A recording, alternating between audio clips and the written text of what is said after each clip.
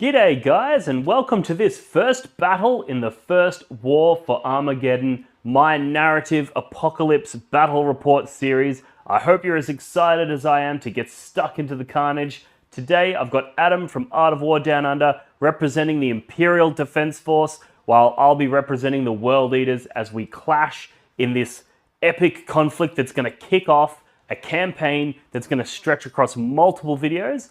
And the scale of these battle reports is never seen before. So I hope you're as excited as I am. Let's get stuck straight into the video. Look for the blood god.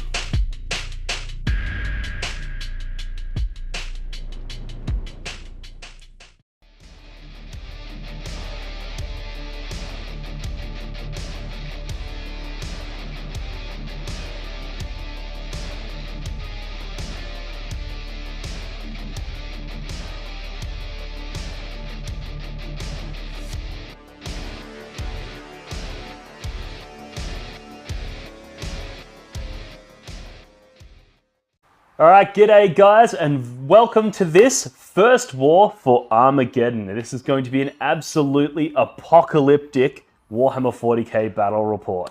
First and last. Nothing significant happened on this world ever again after this campaign we're going through. Never heard of any other wars from Armageddon before. It's very interesting that of the narrative wars of Armageddon, this is one of the least talked about. It is. But it was easily one of the bloodiest and most insane. So in today's battle, what we're going to be doing is we're going to be talking about the first sort of wave, the first strikes on Armageddon. The World Eaters coming in, hitting that Steel Legion, and sort of kicking off what's going to be a really epic conflict. The planet-wide campaign. Yes. Enough blood must be spilt. Yes. In order to bring forth the demonic hosts and the demon primarchs, etc. So I'm a bunch of mortals battling, super mortals. Super duper mortals, yep. But I got nothing to worry about. Yeah, the hammer of the Emperor is here, and you will be sorted out in good order, sir. So so we're going to cut to the armies, the showcase first, and then we'll be right back with what our mission is. Small ones, just a combat patrol or two. It's just a couple thousand points. It's just, what, 30, 40, 50,000 points? Yeah. Something ridiculous like that. It's going to be so good. We'll be right back.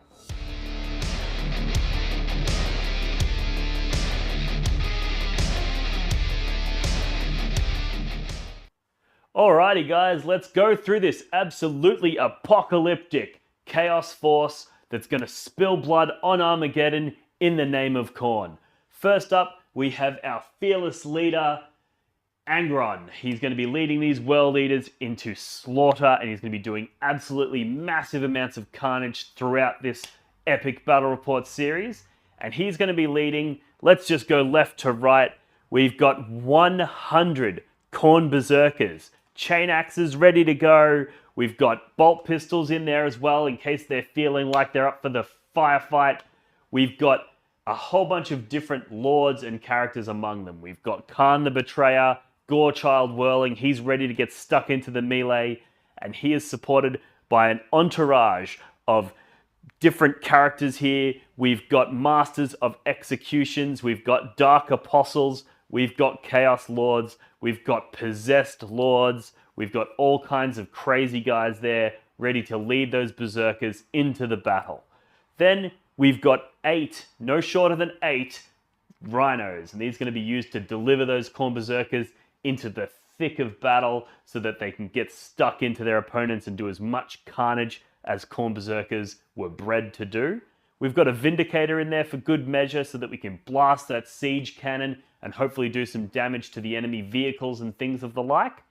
Then, just in case the Rhinos weren't enough transport capacity to get these blood-soaked maniacs across the tabletop, we have 5 Chaos Land Raiders. That's right, 5 Land Raiders ready to be launching various troops across the battlefield and also laying down firepower with their Soul Shatter las cannons. That's going to be really exciting to see.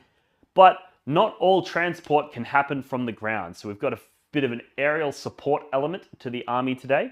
So we've got 2 Charybdis Assault Claws. These are going to be dropping that alpha strike, delivering Berserkers into the heart, into the thick of the battle really early on in the piece. And then we have a Dreadclaw as well. Khan's personal Dreadclaw transport. He wants to be the first person to make planetfall in any conflict, and he wants to be the first one to spill blood on any world that the World Eaters invade. So Khan has his own personal Dreadclaw drop pod.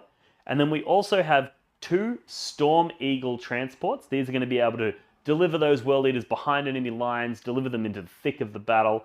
And then, of course, it wouldn't be a planetary invasion of an Astartes-based army without a Thunderhawk. It's got that big volcano cannon on the top. It's going to be blasting, vehicles into pieces whilst laying down las cannon, heavy bolter fire, and delivering just a plethora of blood-soaked maniacs into the thick of the battle. To support this aerial, assault and make sure that enemy aircraft don't intervene too much, we have a couple of Helldrakes. They're going to be sort of running flanking missions and making sure that these crazy World Eaters are able to get into the thick of the battle via the aerial superiority. We've got a few other interesting elements here. We go into our war machines. So we've got a couple of Mauler Fiends there. We've got a Blood Slaughterer, and we have a Venom Crawler. This sort of little entourage of really close combat-oriented demon engines is led by a Lord Discordant on Hellstalker. So he's customized these various demon engines to suit his needs, and they roll around with him as a little nugget of just blood-soaked, demon-infused metal that's going to be absolutely crazy on the tabletop, and is something that strikes fear into the heart of these Imperial citizens. But they're not the prize of his demonic engine collection. The prize of his collection are the 3 greater brass scorpions. So these are the pinnacle of World Eaters, infusion with demon and machine, and it's going to be an absolute bloodbath when these guys are running around with their big siege claws, just ripping things apart whilst laying down firepower from their heavy cannons. Going to be real cool there.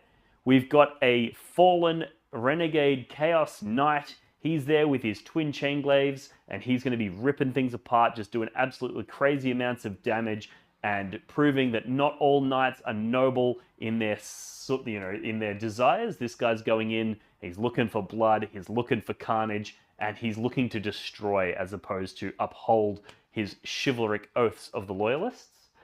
Then we go into some more big demon engines, some really exciting guys here. We've got 2 Kaitans, or Lord of Skulls. So these guys, again, one of the prizes of that Lord Discordant's collection of demonically infused engines. These guys are laying down heavy firepower, and they're also going in with the biggest chain axes that World Eaters could imagine. They're going to be really interesting on the tabletop. But to round out that demon engine collection, we have a few demonically infused Decimators. So they're the last little bits and pieces of the Lord Discordant's demonically infused Astartes-based demon engines, and they've got their soul burner petards, and they're going to be ripping apart reality itself, doing some seriously crazy stuff.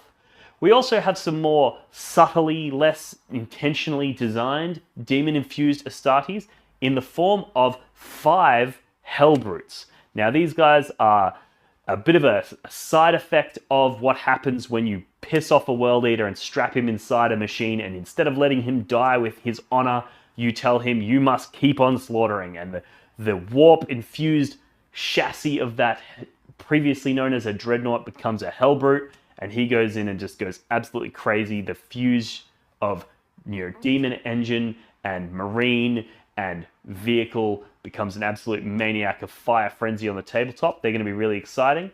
And then we have their more traditional Horus Heresy era counterparts in the Contemptor Dreadnoughts. Now these guys are a little bit less demonically infused and a little bit less insane. However, they are still World Eaters after all, so you've got to look out for them. They're going to be getting stuck in with their chain axes and doing what World Eaters do best. Their big brother is with them there. We have the Leviathan Dreadnought. He's got his Butcher cannons, and he's got another nice big chain axe, as all World Eaters like to do so.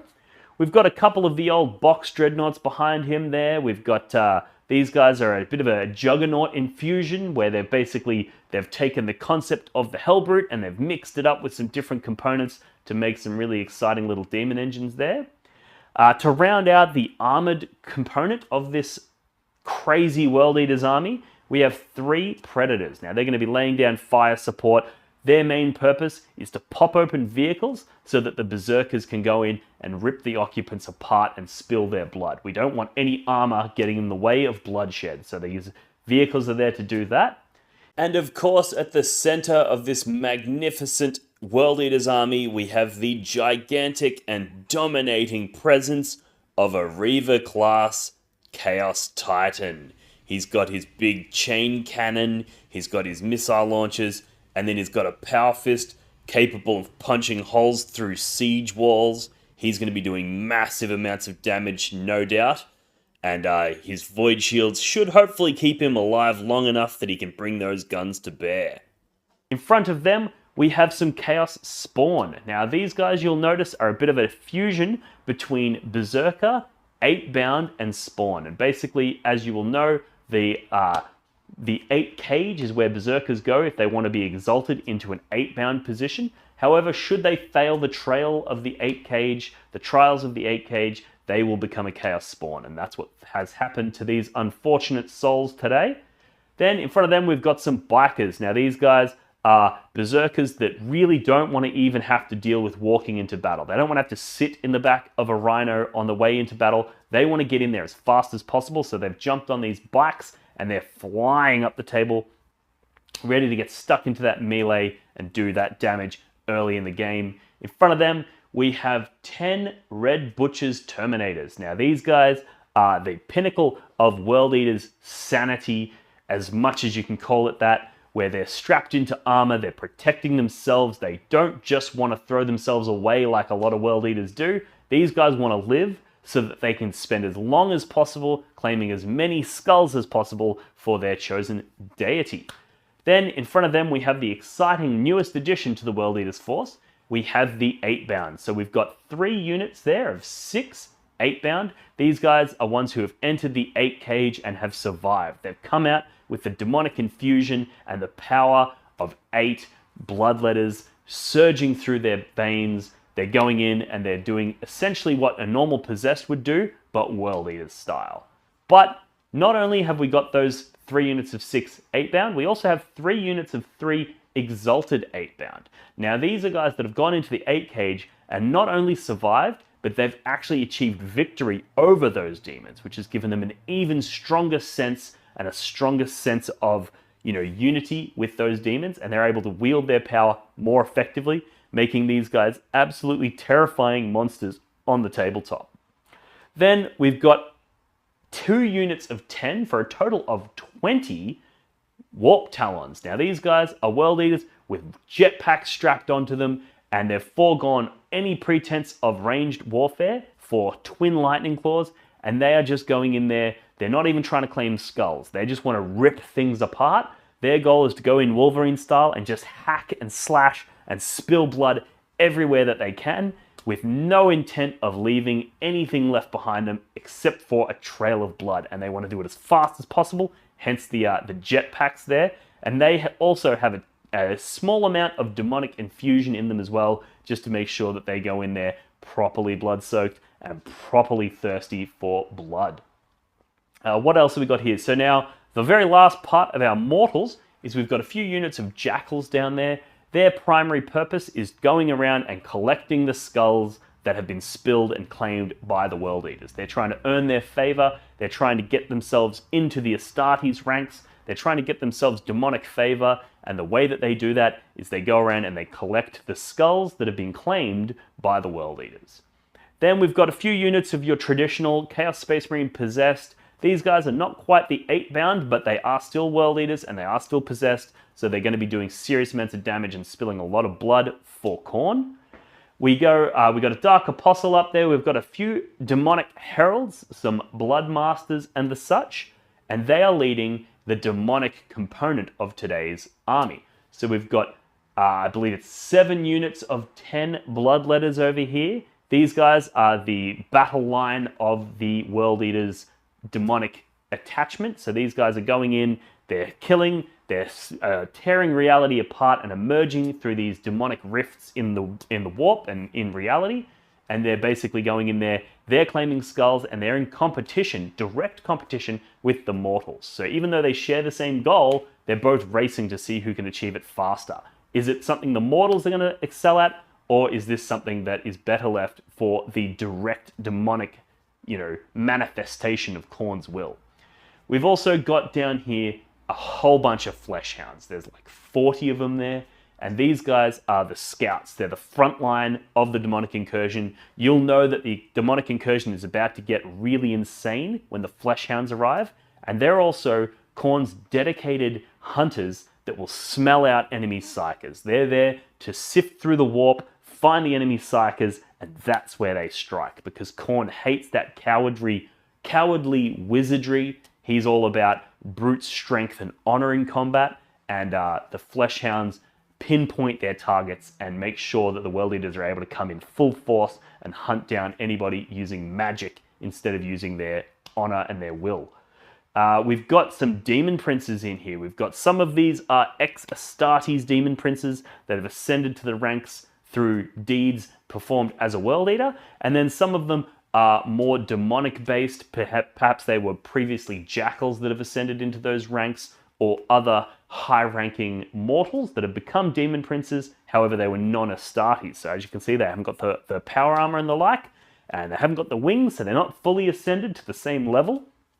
But nonetheless, they're going in and doing serious amounts of damage and spilling blood in favor of Khorne. Then we have a cavalry component. Now, this is something that the World Eaters' forces use as a bit of a spear tip, particularly when they've got that heavy demonic incursion. And this is a bit of a hybrid between the World Eaters and the demons, where we've got things like the Lord Invocatus, and we've got a few different Khorne lords on juggernauts. And this is sort of symbolizing the unity between the World Eaters and their demonic allies, where their demonic allies have gifted the mount of a juggernaut to a mortal to symbolize the unity in these forces. And these Lord Invocatus and Chaos Lords on juggernauts are leading an armada of juggernaut-mounted bloodletters, also known as blood crushers, and they're basically going in there, again, to stab, slash, hack their way through the enemy lines, and charge in, ramming speed, stamping their way through everything as a stampede of blood and gore. They are supported by a few skull cannons. Now, this is a demon engine unit that has a cannon that fires piping hot skulls dripping in blood at the enemy. So as we claim their skulls and as those skulls are collected, they are fired back at you to not only do massive amounts of damage, but also destroy the enemy morale. When your best mate's skull has just been fired at you like a weapon, it's pretty hard to continue fighting, and that's what these skull cannons are all about. They also have the Juggernaut mount, so they're going to be doing charges, they're going to be damaging things with their trampling feet, and just generally being an absolute menace to deal with. We've also got 3 of the Soul Grinders. Now, these are Soul Grinders dedicated to Khorne. This is where basically a Bloodthirster gets banished to the warp, and he's so impatient that he doesn't want to wait for his full form to rematerialize. So he basically makes a bargain with the Lord of the Forges and bargains to have his remaining manifestation bound to the carapace of a demon engine. So he's half demon engine, half Bloodthirster, so that he can get back into the battle sooner than he otherwise would. And then should he claim enough skulls and build up enough power and favor, he will then get his full form back. So we've got 3 of those guys. Really cool models. I love these guys. But I don't love them quite as much as a traditional Bloodthirster. You can't really, because Bloodthirsters are one of the greatest models in the Warhammer 40k collection, and that's why I have 9 of them in today's battle. So as you can see, we've got Scarbrand up the front here. He's the defamed Bloodthirster who was so crazily angry one day that he decided to actually take a shot at Khorne himself. And Khorne was not too happy, as you could imagine, so he yeeted Scarbrand across the planet that they were on, across the demon world. Scarbrand did a bunch of laps of the planet, finally crashing, shredding his wings to pieces, and instead of allowing him to repair and remanifest like a normal Bloodthirster, Khorne said, no, you need to wear those wings as a badge of shame, and you need to wear those scars. You are branded with them, and you will not manifest again until I say so. So he's in Khorne's naughty books, and he's here today to try to regain that honor by killing as many of these Imperials as he possibly can to show Khorne that he is worthy of that spot at Khorne's side. What else have we got here? We've got a whole bunch of bloodthirsters. So we've got 9 in total. You'll see there's an array of different characters in here with different weapon loadouts. Each one of these is a leader of an entire army in his own right. However, for the purposes of invading Armageddon and getting the job done, they have decided to put their differences aside. They're going to follow Angron into battle and operate like his personal bodyguard, his personal entourage, and they are going to assist this favored member of Khorne's legions and make sure that they're doing massive amounts of damage. These guys are going to come into massive, handy positions in these battles when it comes down to taking those big targets. There's only so much you can do with a chain axe. However, with a great axe of Khorne, a demonic infused, imbued weapon, you can shred through tanks and those bigger targets like they are butter. Then we've got Angrath himself. Now this is Khorne's biggest and strongest general. He's not necessarily the smartest or the best leader, but he is an absolute bully, and he's one of the ones that Khorne sends in when he just needs the job done. He's a big bad guy on the tabletop, and he does immense amounts of damage in favor of Khorne, and it's going to be really exciting to see what he can do into the various armies we have arraigned in this battle report. And last, but absolutely not least, we have Be'lakor. Now, you might be thinking, why is Be'lakor in a full Khorne-themed army? And because Be'lakor himself is actually unmarked. He's dedicated to all 4 Chaos Gods simultaneously. However, that's a very difficult position to be in because you have 4 different bosses that you need to impress. And in this instance, Be'lakor has joined the battle because he's trying to remind Khorne that he is worthy of Khorne's favor and that he can assist Khorne when Khorne needs something done. And that's what's happening in today's battle, is Khorne has decided that there is something that desperately needs to be done, and that is that Armageddon must fall. And that's what we're here to do today. So that's the totality of the World Eaters and Khorne Demons forces that are going to be engaging in battle on Armageddon. So yeah, let's get stuck into the other armies for today's battle.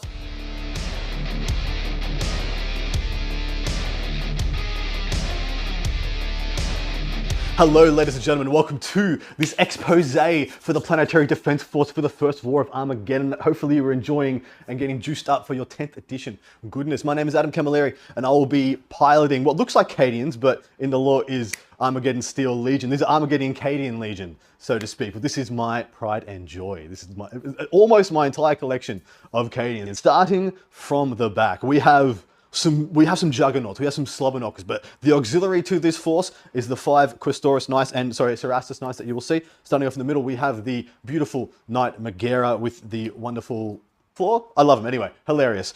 We have 2 Asherons, as you can see right here with their flamestorm cannons and the chain fists. We have 1 Atropos and 1 Knight Lancer. I expect big things with this Lancer. He's going to be going straight for that Angron as soon as he pops his big old head up. Then we have 5 super heavy Cadian tanks, or Astromel tanks, starting in the middle. This is my pride and joy. This is the favorite one of my entire collection. This is the Macarius Vulcan. May not be the biggest of the bunch, but I think it is the best looking of the bunch. The Vulcan Mega Bolt. Its counterpart, its bigger brother over here in the Stormlord with that wonderful transport capacity. Another Vulcan Mega Bolter in the front and 1 set of sponsons. The other 3, starting from the next one on the left, is just a standard traditional Baneblade. Love them. Can't leave home without them. Then over here we have the Hellhammer. This has full sets of sponsons. That is 4 twin heavy flamers on top of this bad boy. I'm going to be driving this straight for the first things to make planet fall. It'll be going straight for the jugular. And then we have, this is a wait and see what rules we end up using for this. This is a Forge World Stormhammer.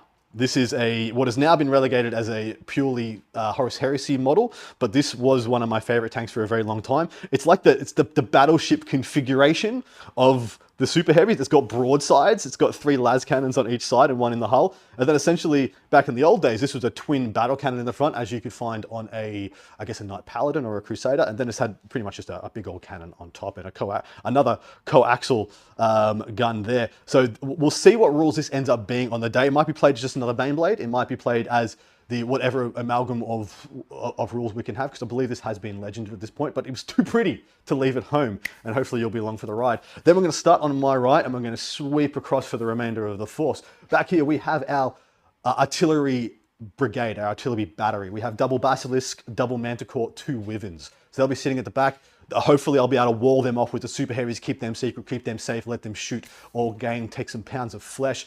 And then moving on from there, we have triple Hellhounds.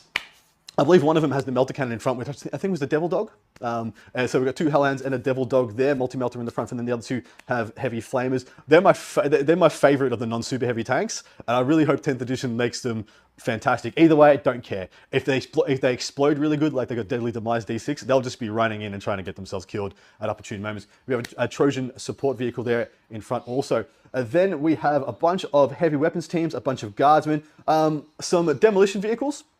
I don't know if you can see these guys out front. Just going to grab one. But the little RV cars, I've got 3 of these. I've got no idea if they're going to get rules, no idea what they're going to do, but the Cyclops demolition vehicles, so hopefully I'll be able to use them to some effect. You can tell how excited I am, hopefully. Hopefully it's freaking translating that I'm into this, because I really am. Then sweeping across this middle band, we have 8 transports. We have 4 Chimeras, 3 Tauroxes, each with a complement of guardsmen inside them, and then behind them we have 2 Hades breaching drills, which I think are it feels very Steel Legion to me, even though they're not, and they'll also have a complement of troops with them. So that's 8 transports, essentially with 80 guardsmen in tow for those as well. In totality, there's going to be 120 guardsmen on foot, as in individual infantry squads, and then we're skewing the rule of 3. I think I've got, 9 heavy weapons teams, 4 mortar heavy weapons, 5 mortar heavy weapons teams, 1 of heavy bolters, 1 of auto cannons, and then we've got my 8 transports. Up into the back left quadrant here, we have 1 tank commander, which is the old Pask model. Bless him, love him very much. Maybe we're playing my my relic battle cannon as another tank commander here. That is the Conqueror Forge World turret, so that could be another one there. And then we have a Demolisher, 2 Plasmacutioners, an Eradicator, because that's something I had in 7th edition. I actually have 3 more of these, but whatever. 1 Vanquisher and another Punisher. So that's 2 Punishers, 1 Demolisher, 2 Plasmacutioners, 1 Battle Cannon, a Vanquisher, and an Eradicator. And then we have 8 Sentinels, might be 9 Sentinels on the day. I forgot one at home, don't know where it is. We'll see if I can find it. And then across the front, we have another 40 guardsmen and a huge cadre of characters and support auxiliaries. So if you see in your front left, we have my Brick of 9 Bulgrin, and then to your left of them, we have my contingent of Psychers with the Weird Vein Psychers, the Astropath in front of them, a Tech Priest there also, and a Master of Ordnance and Master of the Fleet. Directly in front of the Bulgrin, you will see the old man of Armageddon himself, Yarrick. He wasn't there for the first war, but he is in our storyline. I'm not even sure he's going to get rules, because this might be where his skull ends up on Angron's belt. So we'll see what happens there. But Yarrick is here in force. We have a Ministorian Priest there as well, and another Commissar. And then we have, 7 company commanders? I suppose some of those will end up in command squads. I got to get the command squads out, and we'll see if the rules are for command squads as they are now, or solo characters as they are then. If they are for solo characters, those guys will just be jumping inside various transports here, there, and everywhere. I'm certainly the Commissar will be hanging out with those Bulgrin to give them some orders. That'll be really cool. And yeah, that is the force. I am extremely excited about this one. Hopefully I didn't do it too quick. I can certainly rise with my passions for this, but we are outnumbered. We are under attack, but we are ready. We are here. And they're going to come and they're going to die, and the hammer of the Emperor is going to get them, guys. I am so keen to be able to play my super heavies. It has been 5 years since one of these guys saw the tabletop, and it is about damn time they crush and kill. And the blood may flow, Khorne may still be happy, but we will be alive at the end of the day. Thank you very much for joining us, guys. Hopefully you're excited as obviously I am at some of this wild stuff. And yeah, may the odds ever be in the favor of your Macarius Vulcan.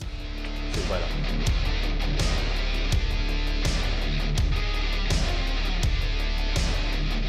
Alrighty guys, so basically the mission that we're going to be playing today is a little bit different. We're going to abandon quite a few of the 10th edition standard missions, because in a game this size, you can't be fighting over objective markers. You need something a little bit more epic. Grandiose. A little bit more suitable. Yeah. So basically what we're going to be doing is the Imperial Guard are going to be setting up on this side, trying to defend this stronghold, and then the World Eaters are going to be coming in from this flank, trying to breach it. My objective in this game is quite simply to embark in that bastion as if it was a transport. So basically there's a whole ton of infantry inside there. This city has retreated behind the gates, kind of like a Helm's Deep situation. The bombardment from orbit has happened, leaving us a strewn, rubbled landscape. Yep. And this little bastion just here is the keys to the city, this hive city that we're trying to defend. So basically, my goal is to get inside there, and then the slaughter begins. And my army special rule for this is that all consolidate moves, pile-in moves, and blood surge moves, instead of mandatory having to end closer to the closest model or objective, they're going to be all eligible to move as close as possible to that door. So when I'm doing my blood surge moves, when he's killing berserkers, when I'm piling in after combats, my army's just pushing up this side. And that doesn't mean he can embark upon it with those moves. Just like now, you can't embark with those pile-ins and consolidates and stuff. But if he starts his turn, like he consolidates in my turn to get within range and then starts his turn there,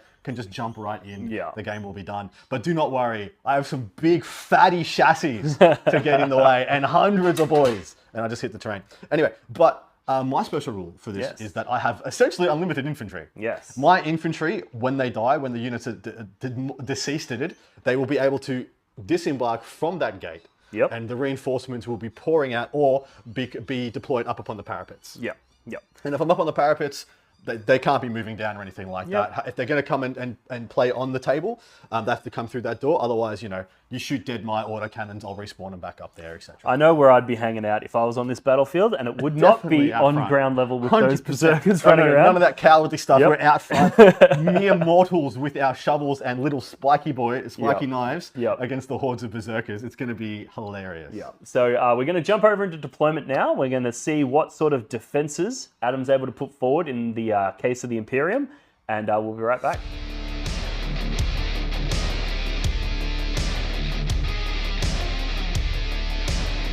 Alrighty, Adam, tell us about the defenses that you have set up to defend Armageddon. I just need to impart the freaking joy that is taking part here. The wrath of the Emperor and the hammer that will fall upon this traitorous scum.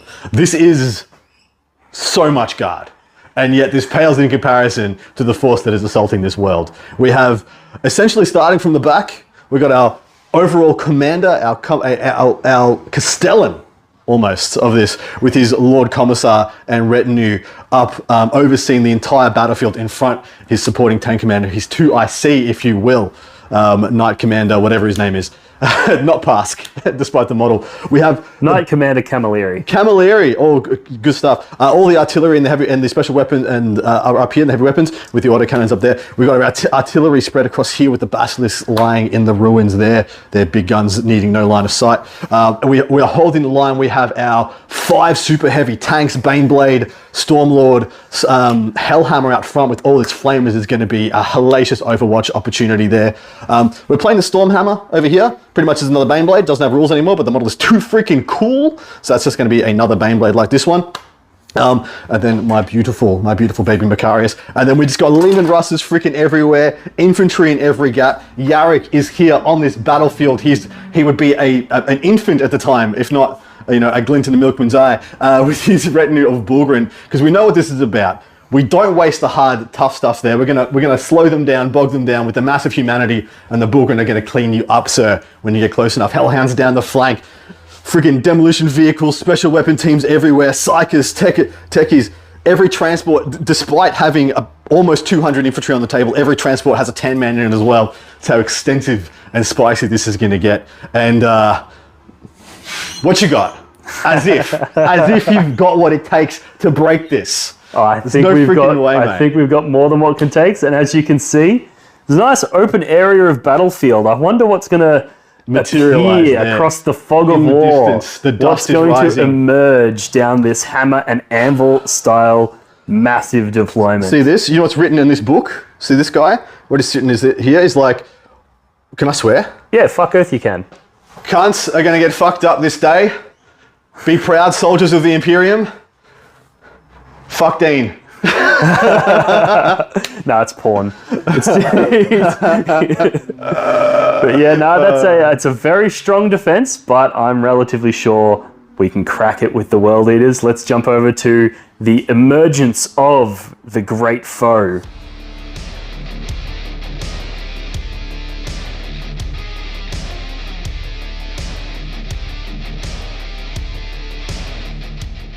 All right, Dean, here we are with the intro for the World Eaters Slaughter Yes. Brigade. So, emerging from the fog of war, the guards set up a really nice defense, but I'm about to spill blood all over it with this amazing World Eaters force. So, as you can see, front and center, we have the Knight Titan. This is going to be an epic fucking thing that's going to be actually providing some fire support to the World Eaters. But speaking of World Eaters, we've got 3 Brass Scorpions, 2 Helldrakes, 2 Kitans, 3 Forge Fiends, 3 Mauler Fiends, a bunch of Hellbrutes. We've got an armored column here, which has got 8 Rhinos, each of which have 10 Berserkers inside. And then we have 5 fucking Land Raiders, each of which are going to have a combination of either Terminators or 8-bound inside them, and Berserkers or 8-bound inside them, and that's where all of our characters live. We've got Khan the Betrayer in this central one, we've got Masters of Executions, we've got all kinds of cool shit there. We've got a Vindicator for siege damage, we've got Predators, we've got 12 Obliterators on the table. So it's a bit of a mix of CSM and World Eaters, but for the purposes of army rules and stuff, we're just calling it all World Eaters, because why not? We've got Bikers up the front, we've got Terminators, Angron's Red Butchers, they're about to go in and just fucking decimate these lines. And then we've got a ton of 8-bound and Exalted 8-bound right up front, ready to get stuck in. So it's going to be an absolute blood-soaked mess. And basically, Khan's Land Raider is just going to be charging through and going straight for that door. And we're going to be trying to cleave a path through. It's going to be like parting the Red Sea of blood. It's going to be sick. And we got this really cool little Helm's Deep scenario where the civilization is hiding behind those walls, and we need to slaughter them all in order to bring forth the demonic apocalypse that has been called upon this planet. So we're going to roll for first turn soon, and it's going to be very important because I get the distinct feeling that whoever goes first is going to do an ungodly amount of damage to the opponent. So Khorne be blessed that I get that roll. But yeah, let's go jump over and see what happens.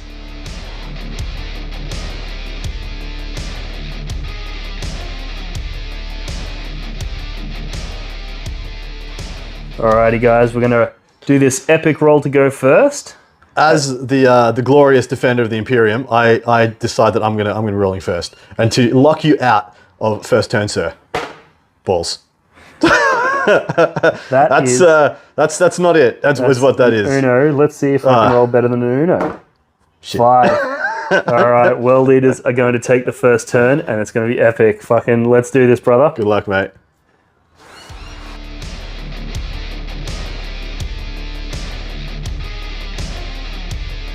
Dean, movement phase underway. The pressure is on. How's it going? The pressure is on you, mate, because it's going quite well. Not concerned. So basically, as you would expect, everything's just pushed up so that we can get into those juicy combats. You've done a good job of putting all those meat shields in front. So I'm going to struggle to get into melee with any tanks this turn, but I do think we're going to do some serious damage. And we've actually got a fair bit of DACA in terms of the Reaver and a bunch of las cannons on those Land Raiders as well. One interesting part from this movement phase was a courtesy of 10th edition, an Overwatch from this Hellhammer. Yep. Heavy flamers out the arse, las cannons. He's gone in and hit these Terminators. And you did how many heavy flamer wounds was it? I did ridiculous. like 16, 17 heavy flamer wounds. Yeah, and popped a few Terminators there, and the cannon itself was popping off. So they looked at me funny. The sergeant is still alive though, and all you've done is you've pissed him off, and he was already pissed off. Their baseline of pissed off is already so high, and you've just notched him up into the next level. So there's a nice blob of 20 guardsmen there, and I get the distinct feeling he's about to get stuck in. And yeah, we're going to jump over to my shooting phase, and we're going to see what this Gatling battle cannon can do. I'm hoping that between the shooting of that and the Land Raiders, we're going to be able to pop a few of these vehicles, and then munch on the gooey corpses that are going to fall out of them. So yeah, let's jump over to the shooting phase and see what happens.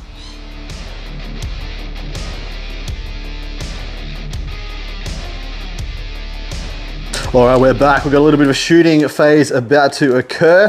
What are we doing, Dean? I wouldn't say it's a little shooting phase. It's some pretty fucking big guns on this gun. It's minuscule. It's tiny. It's nothing. Never heard of it. He's the opener. We're going to pop open some stuff and then we're going to attack with the rest of it. But first, we're throwing this Apocalypse launcher into a unit of 20 guardsmen front and center down there. Now the ones to the left there in front of the sentinels, we're going to pop them because we're going to try and clear a path for those 8 bound to get stuck in. All right, so he's got 3d6. Whoop, that's not my roll, although I should have took it. It was a 4, it was decent. 3d6 shots, and these are blasts, so let's see. So it's plus 4 to this roll. Oosh, so that's a solid roll. 14 plus 4, we got 18 so hits. So we got 4 there, 4 there, 6 there, and then they get an extra 4, right? Because the blast, yeah, because of 20 man. And then his 3s by 2s. He is 3s by 2s. Oof, what a roll. Look at all those 1s. Mate, I told you, nothing to be scared of, right? Nothing to be scared of here.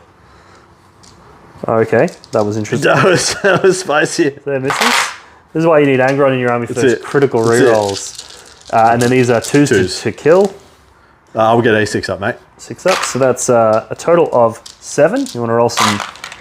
I'll sort you out. Get some greys. We've made the conscious decision to make it so that he rolls black for your dice and red for mine. 6s.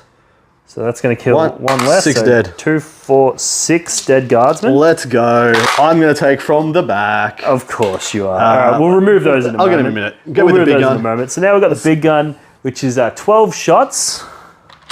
Just a few. And this is going to go into the sentinels behind them.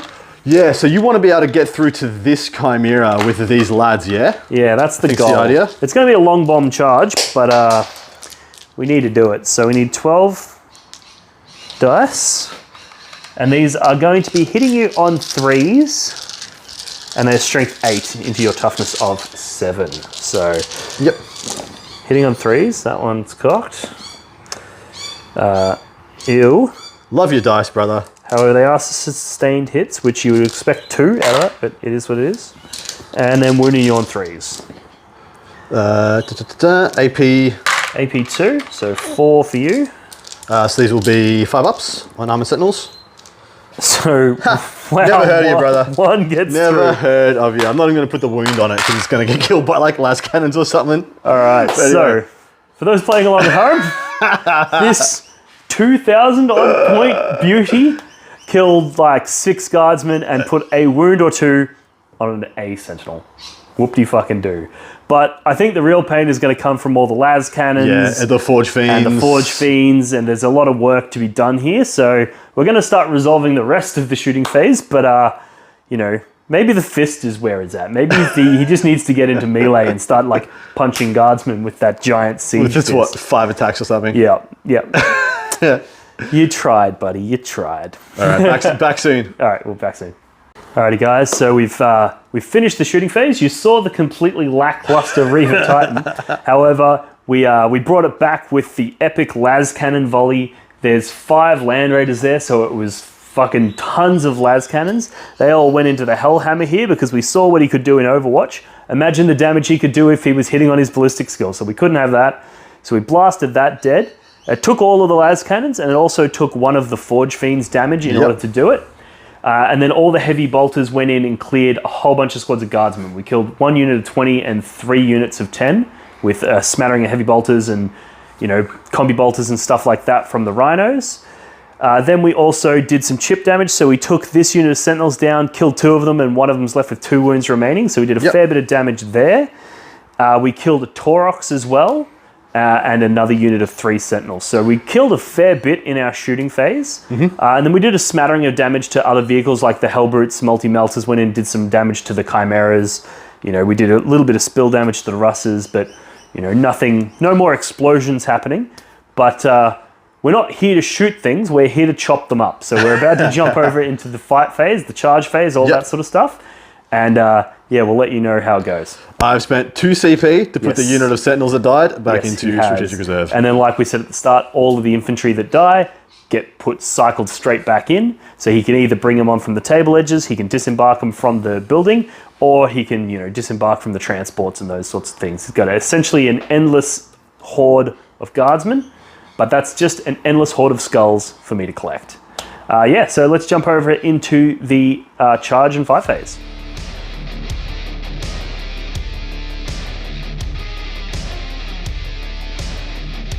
Alrighty guys, there we have an epic charge phase. It's not quite over yet, but we wanted to update you where we are mid-charge and then do some rolls for you live on camera. We've basically got the Jackals have charged up here, moving out of the way of the Exalted 8-bound, which have gone into this Hellhound and this Demolition Vehicle. These 8-bound have charged up, they're getting stuck into the Sentinel and these Guard here. The Bikers have charged up, they're stuck into some Guard, what are they called? Guardsman squads. Yep. Taurox, Demolition Vehicle. The Terminators have got stuck into these guys, as have the Spawn. Then across there, we've got the Jackals getting stuck in, some infantry on infantry action happening there. But the spicy ones that we wanted to roll for you were the 8-bound here. We need an 8-inch charge from these guys to make it into that Chimera over there, and a 7-inch from them to make it into that Chimera there. So these are by far not a sure thing. However, 8 is Khorne's lucky number, so I think we're going to be pretty good. So let's roll first the charge from these 8-bound, looking for that one, and we need to roll ourselves an 8. And that is an 8. So damn. They are going to successfully make the charge, and now we'll roll the other squad. So it was this squad's made the 8 into the Chimera. Correct. And this squad you're going to charge both? Why not? Why not, hey? Well, it is. I got the first charge, so I can afford to be greedy on this one. Yep. So we need to roll a 7 to make this. 7 to make both. And that's a 6. So I'm going to spend one of my CP Yep. in order to re-roll that charge, because why not? We need to do maximum damage now, because I'm sure the shooting phase that's about to come my way is going to clap pretty hard. So let's roll this. We need to roll 7. And we rolled another fail. So one of the units has made it into that charge, and it's going to be absolutely bloody. And as you can see, along the front line here, we've got a nice big, frontline battle, trench warfare, bodies getting stuck into each other, and there's going to be a lot of heads flying here. And so we're going to resolve some of these combats. I don't think any of these are going to be particularly interesting, so we may or may not roll any of them on camera, but, guardsmen are going to die, basically. So, we'll be back in a sec. I want some explosions. Let's go. Yeah.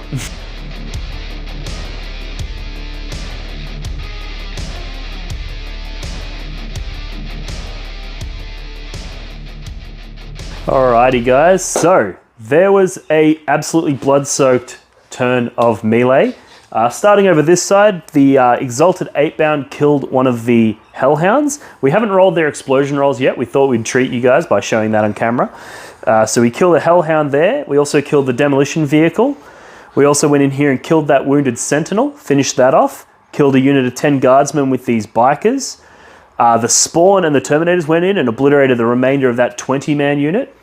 The 8-bound over there, they killed that wounded Chimera because we did some chip damage in the shooting phase, so they popped the rest of that and have consolidated into the infantry up there. I lost 3 on the disembark, fair enough, and then the Jackals down here. There. And then the Jackals went absolutely nutso and managed to kill that squad of guardsmen in the building there. So we've pushed up pretty hard. We've got a pretty strong position. A lot of these vehicles are tagged, which means if they fall back and try to keep the line, they're not going to be able to shoot.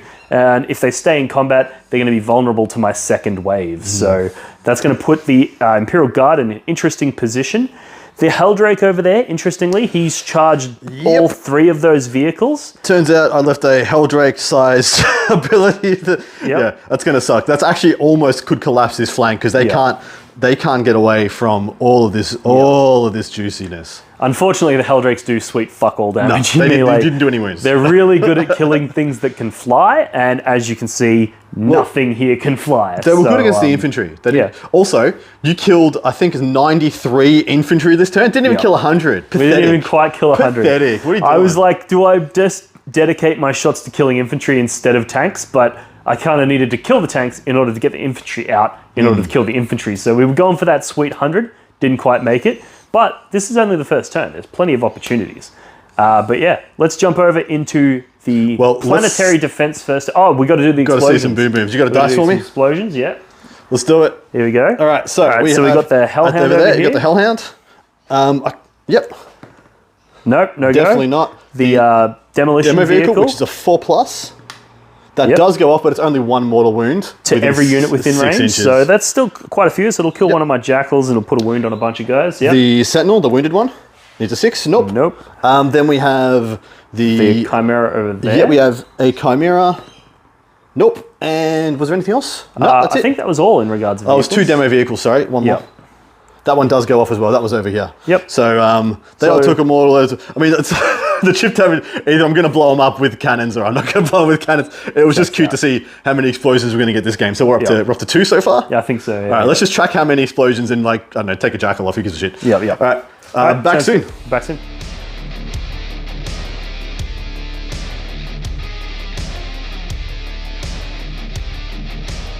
Alrighty, Adam, you took some pretty heavy losses in that fight phase. How have the guard moved to respond? Not even 100 guardsmen dead. Drop in the ocean. Plenty more to come. We have pulled back. As you would expect. I'm trying to create a cordon, essentially a null zone where I can get a bit of distance. So everything that can fall back and got around has done so, and I'm trying to use disgorge even more guardsmen. The fundamental building block of the Imperium to get in the way and block up things. So we've got a bit of a line being made here as I've fallen back, and a lot of my tanks have been ringed by guardsmen, as you can see. Won't stop them being tapped, consolidated and piled into. We'll stop them being dead. So that's what we're trying to do. So we've got guardsmen all being disgorged here. The Bulgren are moving up. They're going to get sent right in. Going to sort these spawn out. We've got some more guardsmen here. There are a couple of things in particular I really need to get done. This unit needs to die, because I couldn't get anything in the way to really protect these tanks. So there is a line to go down here, possibly tank 3 tanks. They must die. So that's 2 units of Exalted 8-bound? Yep. And a unit of the Jackals. Jackals. I mean, the Jackals survive, who cares? But yeah, the 8-bound must go, because I saw what they did last turn. These guys are okay, they can survive. The bikes must go as well. They're just too quick. They could probably skim through here and get in there as well. All this has to go, all that has to go. Actually, it's a fire sale. Everything must go. Let's go. Yes. I get the distinct feeling everything up until about here is probably all going to die. I don't have much for what's behind those walls there, but I want to get one of these flanks under control. I want to get one of these flanks under control, and I've decided it's going to be no, it's all of them. It's all of them. And then what's tell us about this. We made a wild decision when we came to like trying to have to put things back into squads that every wave that gets disgorged from the bastion is just 1 unit. Yeah. So that's 90 guys. 1 unit of 90. That's about 50, 60 guys, because what we're going to be bothered disgorging. So this does multiple things. It makes Adam's life a shit ton easier because he doesn't need to separate all these infinite different squads. He can just move them all at once, one advance roll, those sorts of things. Yep. But also, it's going to hopefully mean that this Apocalypse missile launcher something to do. Kills more than 6 guardsmen. Blast on 60 dudes, 70 dudes, 80 dudes.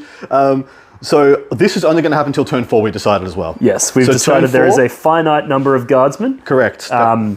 There's pseudo-infinite, but at some point, there's going to be a big enough pile of corpses that the doors will not be able to open outwards. There's no more boys left to send, guys. And so we're going to see how that goes, but I'm keeping a kill count.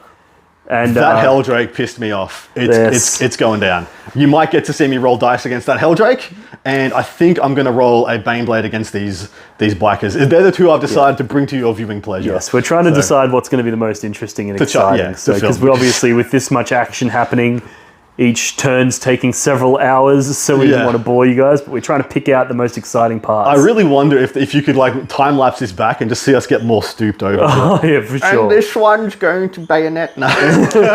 Also orders. Orders was a big part of what I had left. So we had move on this big squad. Everyone's got a Voxcaster. So everyone's just going to. We're just assuming everyone's in order range all the time. So they'll manage to get a lot of these squads managed to get a lot more distance than they possibly would have otherwise because of move. So coming into play even in this bigger game. So we've got some shooting to do, quite a lot of shooting to do, to be honest, and I suspect it's going to be some quite brutal shooting. So we'll be back in a moment, and we'll update you on how we go.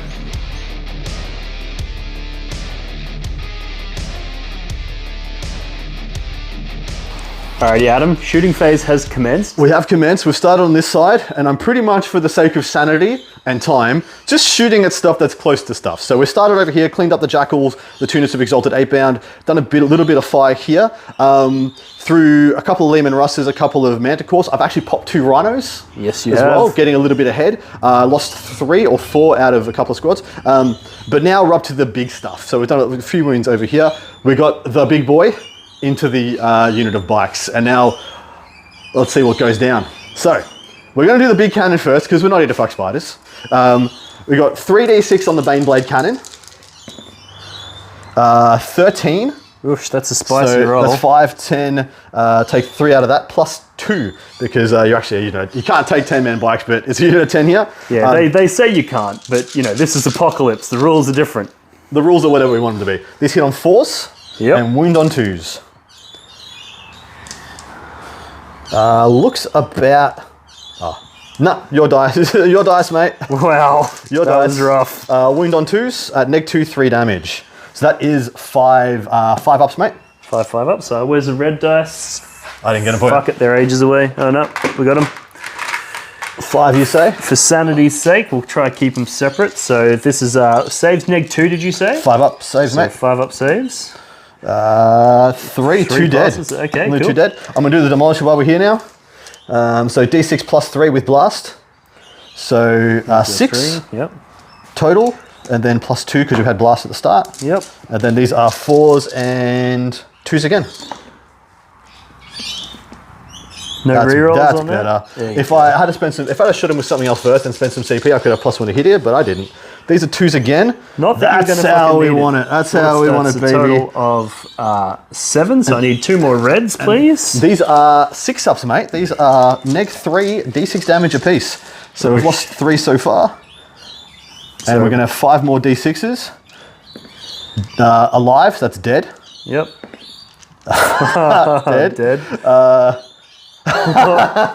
CP reroll that for sure. Right? For sure, right? There you so go. 3 dead. So you've lost 6 so far, and we'll see how the rest of the fire cleans them up. Because I ain't going to make you stick around for all the little guns. Yeah, So yeah. I'm pretty confident I'll get him, but It's not like you've got nothing left to shoot. You've got plenty of guns left. That's right. And now I'm kicking myself for not choosing the 6 up feel no pain on that.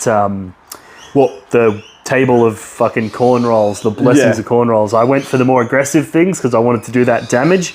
And now I'm regretting I'm that kicking I don't have myself the for not like durability. shooting a mortar at him and doing plus 1 to hit on him. But anyway, But yeah, all right, we'll do some more shooting. We'll be right back. be right back. Alrighty, Adam. Okay, so Continue to shoot. we've taken another pause in the 45-minute shooting phase that we're into right now. We managed to clean up. We've cleaned up everything over here except this son of a gun who refuses to die. He's gotten all sorts of autocannons and heavy bolters going into him. I'm essentially putting all the little guns that I can to try and finish this guy. He won't die. We have actually done some chip damage here. We haven't bothered really putting down dice for the 1 or 2 wounds here, there, and everywhere. Yep. Terminators are dead. I actually checked out the charge here, and I couldn't actually make it around with the new charge rules to get to the termies. So I decided to just blow them up. And so they're dead too now. Yep. I have done some orders, and I've lined up the Macarius Vulcan to shoot at this unit of 8-bound. We've killed some other 8-bound. We've killed some Jackals there as well. And we've got 1 full Baneblade and a bunch of tanks still lined up to go for the Hell Turkey and then some other fire, probably maybe into the Rampager or some whatnot. But we're gonna, you're about to watch my baby boy. My Macarius Vulcan, the prettiest tank in the Imperium. He's not the biggest tank, but he is the sexiest. He is tank. the sexiest. So I have spent I spent 2 CP here. I have shot a bunch of my autocannons and my artillery into these 8-bound in order to kill 1, so that I get plus 1 AP on this for overlapping fields of fire. Not the most efficient way, but I want my baby boy to do something. So these, and then I've given this guy take aim from a tank order. So he's gonna hit me hitting on 3s, exploding 6s. All right, not many 6s in there, and plenty of 1s and 2s. Your dice, mate. They're famous. You rolled them, mate. I It's did. your fault. So those out, those in, and then these are going to be 3s to wound at AP 2 damage. Oof. And a couple of HBs to come afterwards. So that wasn't That too was too shabby. bad. Yeah. Those are yours. So how that many are we is looking 10 exactly. Neg 2 damage. You will have cover, mate, so there'll be neg 1. So that means we've got 4 up saves to make here. So I think 1's wounded, so that'll finish him. Yep. And then that'll finish another. And the rest saved. See, these dice, there's nothing wrong with them. They're just fiercely loyal. They know who's the boss. So so what's that, 2 died total? Yeah, 'Cause 2 died total. One had been chipped from down. my full Macarius. I've got the heavy bolters and the stuff Yep. to go, but I ain't going to waste your time with that. I think you've got plenty enough I've to got finish enough. the squad Look, off. so far, I'll let you know. I've got this left to shoot. So I've done that bit, and I've got this much left. So Not it's to still mention, plenty there's a fire. ton of plunging fire about to come down. Oh, and, some of that stuff did the wins over here. correct, But yep. it took me, the mortars really have not been much, but it is what it is. Hell Turkey's got to go first, and then we'll see what else I can pick off here. Yep. Be right back. Sounds good. Okay. End of your shooting phase. Okay, Where are we and at? this shooting phase is done. It was a lot. It was a lot to do. So we'll just do a full recap. The Jackals and the Exalted 8-bounds and all the 8-bounds and stuff over here are dead. The Termies are gone as well. I'll come back to this in a moment. This is hilarious. So Rhino, we've got 3 Rhinos down. I want to get these guys on the table. I don't want them getting out of their Rhinos up here. We did a little bit of damage so we mostly killed this Contemptor. We got the Hell Turkey down. The Macarius did fail to kill those guys, but I still managed to pick up the rest. I used the Basilisks. I got one of the Hell Brutes. Yep. And I've gotten this guy down to the very corny number of 8 wounds left on the Rampager. So I'm pretty happy with how this has gone. Yep. You've been quite cheeky, and you chose not to shoot the Berserkers that disembark because he doesn't want to give me those free blood surge moves towards the gate there. The whole point of this is to create this cordon of like just solved problems. Yep. This is going to be gummed up hopefully by the Bulgrin. But this little son of a... I thought I was done with all my guns. I was like, done. And then you remembered. Trojan support vehicle. He's even looking at him. This little douchebag with the crane. Heavy bolter. Let's go all the way under there. Let's get this done. 3 shots, 1 heavy bolter. And he's only got 2 wounds left, correct? That's it. So you just need 1 to get through. Let's go. 4s. 6s explode. 1 hit. I will CP this. I don't care. 1 wound. You get cover, sir. Neg 1. You get 1 save, 1 3 up. 1 3 up. Let me get a magical little red dice. I'm going to say right now, this is for the Imperium. And I'm going to say, fail. Fuck the Imperium. Yes! Oh no! Don't you dare CP it. Oh, do I want to be a cheeky... Actually, no, I've already CP'd this phase, haven't I? I'm yeah, pretty sure you did. You did on the Rampager. It's been an exceptionally long shooting phase, but I'm pretty sure I CP'd one of your big You rotated shots. the Rampager and you CP'd one of the 4 involved. Yeah. See you later, you son of a bitch. oh, you guys have no idea. I've spent like half my shooting phase was like putting shitty little shots into that guy. Autocannons, heavy bolters, this like heavy stuff. It's just been such a nuisance. The autocannons on the roof here. We've got the heavy bolters up on the roof. So much nonsense fire. All these heavy bolters as well, the ones that could see through the windows and stuff, went into that unit. I feel relieved. I feel like I've already won the battle. It's over. But while you're here, let's do the Bulgrin charge. Yes. Because it's the only charge. It's the only thing you need to see. Yep. I somehow don't think the little guardsmen want to get into the You would be correct. The fray. You would be correct. I think you're only going to need like a 4, I think. That'll do. We got a 9. Yep, that'll do. Let's come back after that fight phase and see how we did.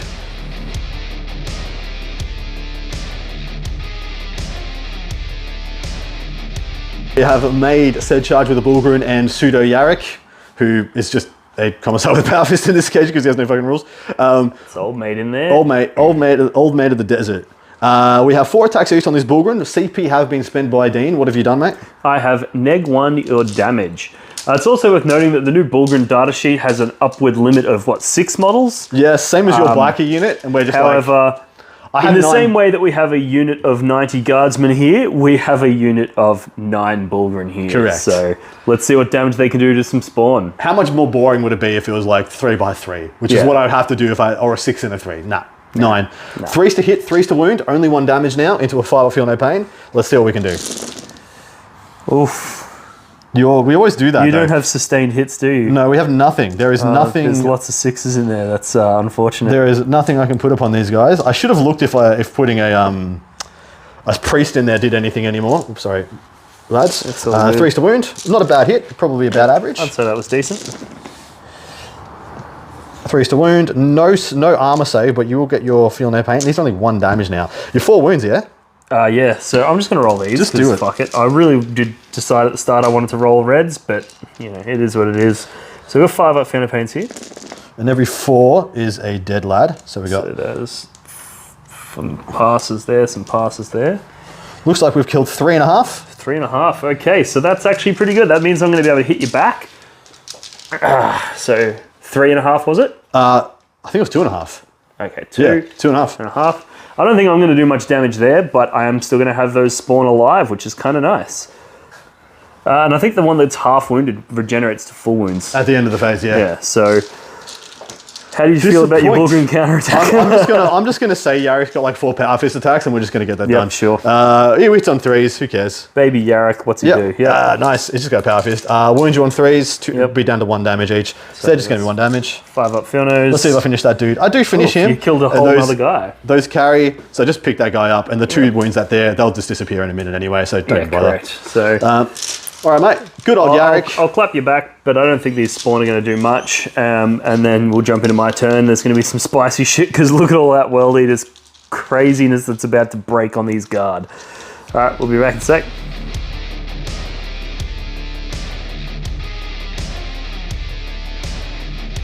Alrighty, guys. This has been... Even the movement phases in a game this size take fucking half an hour, but what we've done is we've moved all the Berserkers that had been disembarked from their rhinos previously. They're moved up. They're going to get stuck into these Bulgren. I know the scale doesn't seem right, but the numbers, I think we're going to overwhelm them. Then basically all the Land Raiders have moved up. The Mauler Fiends have moved up. I took +2 to my movement and advance and charge this turn because we're just getting stuck in, which is one of the things that facilitated those Berserkers getting into those positions. And then, interestingly, we brought on a bunch of reinforcements. So we brought in the Thunderhawk gunship. He's going to bring that turbo laser destructor and hopefully do some epic damage to some vehicles. We've also brought in the Storm Eagles over here. They've got a bunch of las cannons, a bunch of crack missiles, so they're going to help us clear through some of these vehicles, hopefully. And then we brought in 2 of my favorite unit in the entire game of Warhammer 40k, which is the Charybdis Assault Claw. And we've disembarked 2 big units of 20 Khorne Berserkers out of them with a Master of Executions in each. And they're going to go in and just continue that process of claiming skulls, gumming up the board, and hopefully just continuing to push these guardsmen back because we need to break through and get into that gate. So that rounds out the movement phase. We're going to go into the shooting phase now. What did I miss? I waited till the end because it was appropriate. Oh, fucking Overwatch. I'm overwatching. I always forget Overwatch. Baneblade into this Rampager because F him. Oh, he's also almost dead. Exactly. Fuck. 8 wounds left. I'm actually just going to roll. We're just doing spontaneous. Yeah. 3d6 shots. I'm always forgetting Overwatch. 3d6 shots. Let's go. What is that? That is 11. So, chuck me some dice, sir. So you got 3 plus another 8 makes 11. 6 is to hit. I'm just hoping for a couple. We got one. Wounds on a 3. No, it's strength 12. Your toughness 12. So wounds on a 4. CP reroll for sure. Oh, no, I'm going to save it for the... yeah, I don't know if the Demolisher's going to hit. So CP reroll. So that's a wound. What AP are we looking at? Push me to my invulnerable? You push it to 5 up, 3 damage. We've done 3 damage. We've got the Demolisher to go, D6 plus 3.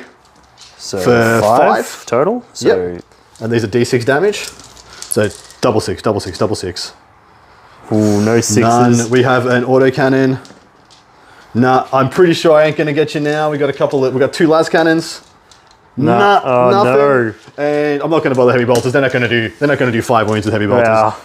You really need access to reroll hits for that to be yeah, I didn't bring Leontis and stuff like that, which would have given me rerolls, but he wasn't here. He wasn't around. I mean, Yarek wasn't around either, so we're making some exceptions. Yarek is eternal. He's the ghost of future Yarek. That was a bit of a done, but it was fun. It's funny. Every single time we roll something out on camera, we roll dog shit, and then we're like, okay, cool. Now let's just resolve this and this and this, and that's when we have the big spikes. For example, this executioner killed an entire unit of 8-bound. Killed 8 bound. Yeah. And then on stream, on camera, this with plus to hit an extra rend killed what, 2? Yeah. It's ridiculous. It's so funny. The rolls on camera, there's something about filming the dice must know, and they get stage fright. They do. They roll poorly. All right, we'll be back with your shooting phase, which I'm scared. Yep, let's do it.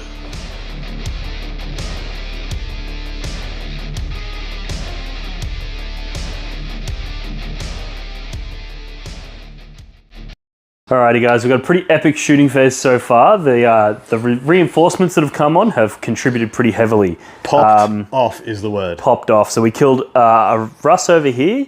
2 Forgive Russes? me, I don't know the variants, but we've killed a couple of Russes over here. I think 3 total. 3 Russes and a Hellhound so freaking far, mate. And a Hellhound. It's going quite well. So that was really good. And then with all the little fire, like the flamers and the various bits and pieces, we picked up 34 35-ish guardsmen.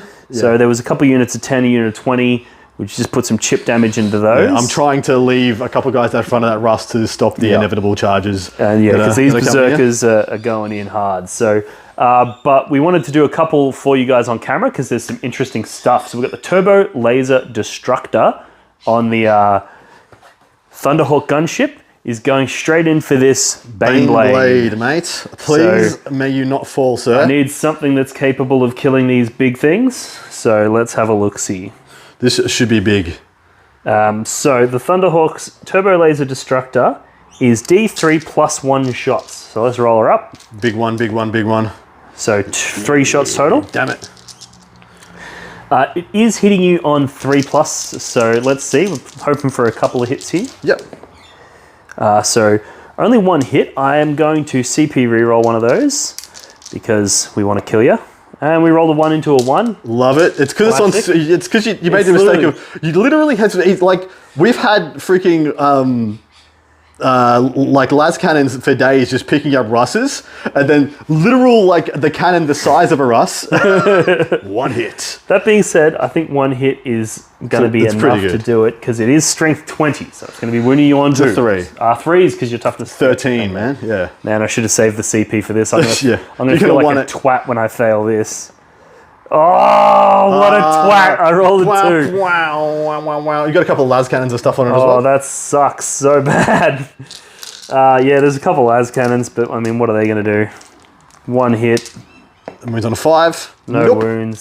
So it looks like, once again, the big Forge World units, the big, I think he's like 700 points, the Thunderhawk. No, I just need to whip this out anytime you shoot at any of my models. Yeah. And then you go ice freaking cold. Yeah. I mean, Preds, las cannons, just annihilating 3 russes, which is essentially harder to kill. 3 russes is more wounds and then a Baneblade. Yeah. And then, all right, we still have we're gonna stay on. Big lad, yes. You got the big cannon into my 60 blob. And now 70 blob. This one is the Apocalypse missile launcher, so it's 3d6 shots. Plus 70. So there's plus 14. 5 there, 2 there, 1 there. And then plus 14 more. Jesus. All right, so I'm going to grab more dice. So 14 more. So what's insulting is I get a save versus this. It's hilarious.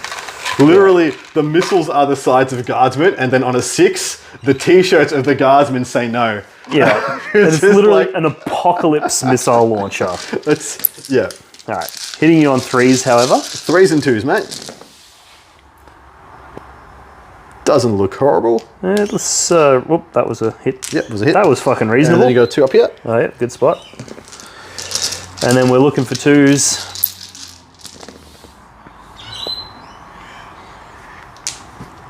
So 2, 4, 6, 8, 10, 12. I'm just going to roll those, mate. Oh, I was going to, yep, yeah, cool. Oh, no, you're going for me. Let's do it. Got 6 there, 1 more. 12. Let's go. 6s, baby. T-shirts. 1, 2, 3 saved, 9 down. And you're going to keep going with the battle cannon, yeah? Absolutely. So now we've got the Gatling Blaster, which is 12 shots. And we've seen how bad this is when it targets vehicles, so we're going straight into more infantry. Yeah. It feels like a bit overkill having a cannon that big hit an infantry model, but... That's what it seems to be built for. Yep. Now, this one does have sustained hits. It's hitting you on 3s. Bop, bop, bop. 2 back in. So that was a good roll. And 2s to smush, 2s to just kill. So it kills 2, 4, 6, 8, 10. So you killed 19. He killed 19 of them. And guess what? There's still like 50 left in the squad. And I get the distinct feeling that fist is going to do sweet fuck all game. Yeah. So this turn you killed 35 guardsmen. I do still have a little bit of shooting to go. You do, yeah. Not a massive amount, but I'm hoping to maybe pop a Chimera or maybe just clear up some more guardsmen. So we'll see how we go with that. And we'll be right back. Alrighty guys, so that's the end of my shooting phase. So you saw what we did. Basically a recap of the full term was we killed 3 Russes, we killed a Hellhound, we killed a Chimera over there, and we killed 50 odd, was it 50? So 35 over there. And then 19 19 over here. and just 2 here. Yep. So how many is that? So like 35, 50, 19, it's 56. 56, yeah, 56, and up to 56. 94 plus, so 93 plus 56 is the running tally. Yep. These guys are probably dead as hell. Well, yeah, we've got these berserkers those are hopefully ones going as to pick well, up the rest probably. of that. They're going to die. They're going to die. So Could be another 20, It could 20 be. death killers, and of course I'm probably going to lose the Borgren, almost certainly going to lose the Borgren as well. yeah. So we've got quite a bit of damage. And would you like to do me the honors? I've got some explosions to roll. Of rolling which, some explosions. Unfortunately, apart from... I think these are only going to hurt me. So let's go. Starting at the end, we got the rust there. No. Nope. We The got rust another that was over here. Good. Nope. The Chimera. Nope. Another third rust. And then you got the Chimera, which was over there. No. No. And then the Hellhound, Hellhound. which was over here. No. No. Okay. Well, Once again, no explosions. So I can't. It didn't roll over a 4+ on Yeah. 5 dice. although What I is get the going on? distinct feeling in the next turn we're going to actually start losing some of my vehicles, and we might get some explosions on this side of the table. Yes, I'm running a little so just losing 3 russes. I was like, ooh, I'm a little concerned. My armor is thinning, but I still got all this stuff. I got nothing to worry about, guys. We're good. Yeah, we're good. All right, cool. Let's get into the charge phases.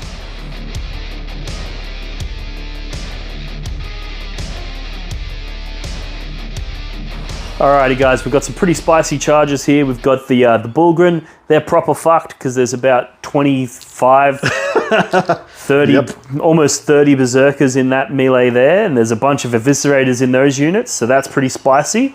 We've got the Rampager. He's made the charge here just into some guardsmen, moving him out of the way, which has allowed that Hellbrute to get into that Sentinel. Couple We're going of- to have a bit of a Walker slap fight. Yep, 2 Exalted 8-bound made it here as well. Yes, we did. But what we've got now is the Berserkers that came in from the Charybdis, and they're going to go for some big bomb charges. So This is going to be huge. If you make either of these, the pressure's going to really mount. Yeah, so we've got what it's going to change is that instead of being able to pop these land raiders and things that are still full, all my fire is just going to have to be clearing my lines once again. Yeah. And that's also going to put you in an awkward position where you're going to be forced to shoot Berserkers who can Blood Surge move. Yes, So, correct. yeah, you're not going to be able to have the luxury you did in the first turn of ignoring them. Correct, mate. So let's do this one first. We're looking for a 9-inch from the drop here. We're going to charge both the Chimera and the Taurox and the squad of... It's all a 9. It's a 9 to all of them, so it doesn't matter. It's all 9s. And you can't overwatch because you did it in the movement phase. So let's Did. roll this up and try to get a 9 inches. Ooh, that's a 3. Do you want to CP that one? The or you other want one, to see... I think we figured was about a 10-inch It's a 10. charge. This one's a 10. Yeah. So I will CP reroll this one because it's more important to me, and it's also more likely to succeed. And we CP'd it into a 5-inch, so that's a failed charge there. What's the bet you make the 10? Yeah. Either What's the bet? I almost want to turn the camera off so that I actually make the So you charge, actually because make every it? time we roll on camera, it friggin' fails. But no, I'm going to trust fate, and we're going to roll a 10. That's a 4. That's not it. That's not ideal, and it does mean that you'll now have the luxury of choosing if you want to ignore those I berserkers. think I'm going to have to, which is Because bad. if you don't pop those transports, you're going to end up with another wave of berserkers. Exactly. I'm just going to get flooded, man. So I need to... Well, I think no matter what, you're going to get the Blood Surge with these dudes because I have to shoot and kill them. But Yeah. we're definitely going to start working on next turn's problems. But we'll be back after you essentially butcher my Bullgren in my front line. Yeah, let's do it.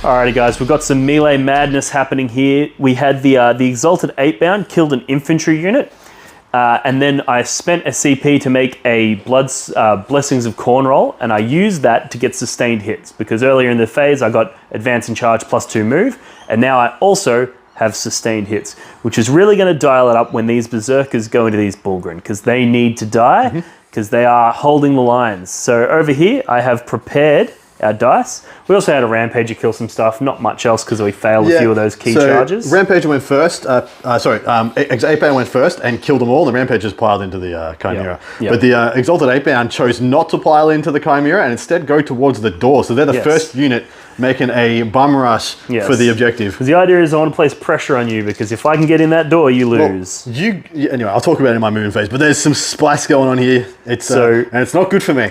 So this is one unit of 10 Berserkers. So they made the charge this turn, so they get 5 attacks each.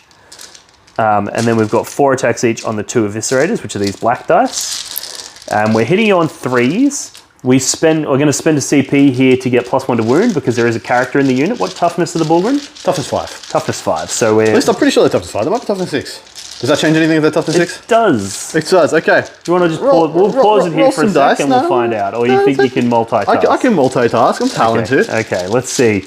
I'm going to roll my hits here. So we're hitting you on 3s with exploding 6s. All right, let me pull out my 2s and 1s while Adam looks up his rule. What a talented individual, being able to look up rules and operate as a cameraman. Yeah, I'm in the wrong... You're in the wrong field. You're in the wrong... Commentary. Toughness 6, mate. 3 wounds. Toughness they are 6. -1 damage and 6 up, feel no pain. Okay, beautiful. With a 2-up armor save. So they're all my hits so far. Explodies. Explodes, so my 6s will all explode. I do like how you place them on top. It's a really good way of just making sure that you do it correct. Like, for example, there's 2 black ones there, so I make sure that I separate out, you know, the explodes from the separate thing. And then you can look at it, your opponent can confirm that you've done it correctly. Yep. And then there's no chance of, you know... Doing extras, not having enough. Doubling up or confusing your opponent. Like, for example, I just recognized the 2 that I'd missed on the first volley, so... Dirty doge, look at this guy. So that's helpful. So I'm strength 6 on the charge, so I would be winning on 4s, but I have spent the command point for +1 to wound. And then the big axes will be wounding you on 2s. Twos. All right, let's roll our wounds here. All right, so... It's a very nice action you got there, So mate. it's... I know we just said it, but my memory is dog shit. So 3s on the reds, 2s on the blacks. All right, so... Boop, boop, boop, boop. So... There's a 1... Yep, so that's pretty good. And then you did say they were -1 damage. Correct. What's your save? 2-up save. 2-up save. So the AP will matter. So these ones here are AP 1. Yep, good so sir. 3-ups. There we 3 are. wounds apiece. And 1s and 2s are fails. So we've got quite a few there, by the looks. 3 So wounds apiece, so that's 2 die. And the carry. 2 die and a carry, yep. Yep. And then these ones are AP 2. Yep, are they 1 damage or 2 damage? Oh, They're so I 2, got but it goes down to 6 1. up, feel no pain, mate. Oh, yep. And I So failed it was 7. 7, yep. Never mind. No change there, so 2 and a carry. Yep. And then these are 4-ups, doing a single damage as well, so you feel no pains there. No, so another 1 dead and 1 takes a wound. So we've got 3 down. And that was just the first squad of 3. No, that was the first squad of 10 berserkers, but we do... Oh, yeah, That's what I mean. First squad of 3 units of berserkers. Yeah. So 3 dead. Which one attacked, by the way? That was this unit here. Well, we're going to take him from over there, ain't we? Yep. But it's not going to be enough. No, not going to be enough to pull me out. Correct. In fact, it actually might work in my detriment because you have to pile in, and if you wanted to, you could go closer that way. So, funnily enough, I'm going to leave that one. Yep. So you got to me to come backwards. That way, Yep. And I'm going to take this lad instead. All right.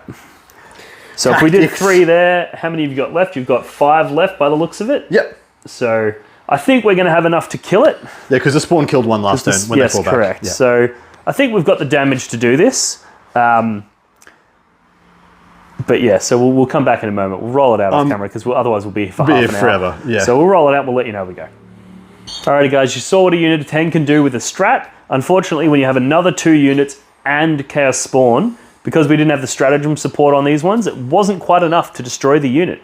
So we've still got Yarrick still alive and 1 Bullgren. So he has pulled himself out of engagement range of those berserkers, which means he will be eligible in his turn to shoot them and potentially kill them. But Yarrick lives to fight another day. I don't think he's going to last much longer with all of this bearing down on him. You say that. Let's smash some spawn. It's some Bullgren smash and spawn. Yep, checks out. And 3s, and you didn't have the strat for -1 damage. Correct. Damn, 1. So there's 2 feel no pains there. Yep, I got 2 here. So nothing. Damn. Okay, and Yarrick 3s and 3s. Are they toughness 6 or toughness 5? Toughness 5, I believe. Yep. So 3s because he'd be strength 6. 2 damage each. Sorry, so 2 damage each. So that actually pops him because that was 4 fails. Yay! So we killed 1. So Huzzah! we'll take old mate over here. So the Bullgren are good, man. I'm surprised they survived such punishment. Yeah, I'm impressed. The inbuilt neg 1 damage is really good on them. It stopped those big chain axes from doing all the work. Yeah, that's good. All right. So I guess we'll get over into the Planetary Defense Force turn 2. And you've got to do some pile-ins. Yeah, and everything's guys.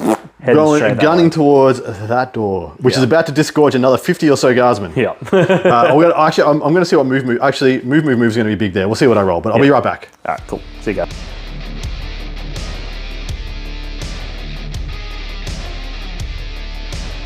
All right, Adam, movement phase. How you doing? We're up against it. The tanks have backed up almost as far as they can go.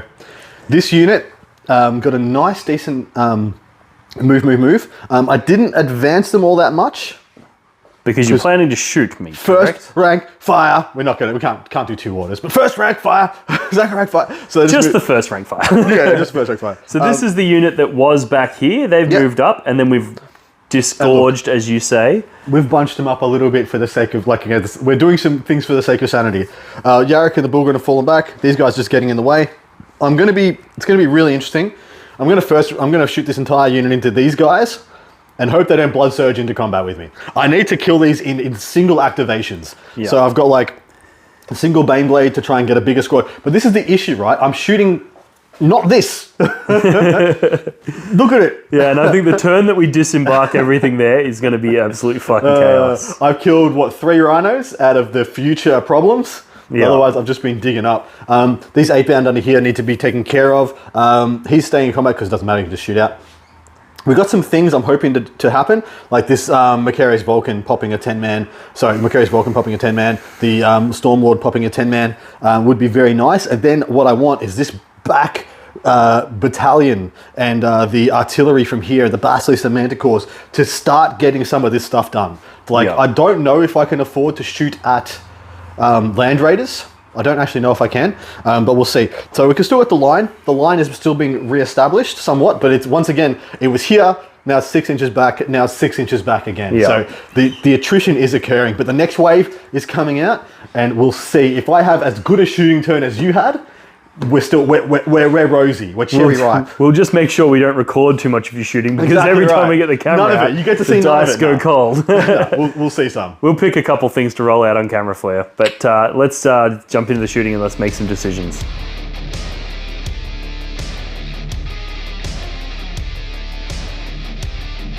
So far, so good, ladies and gents.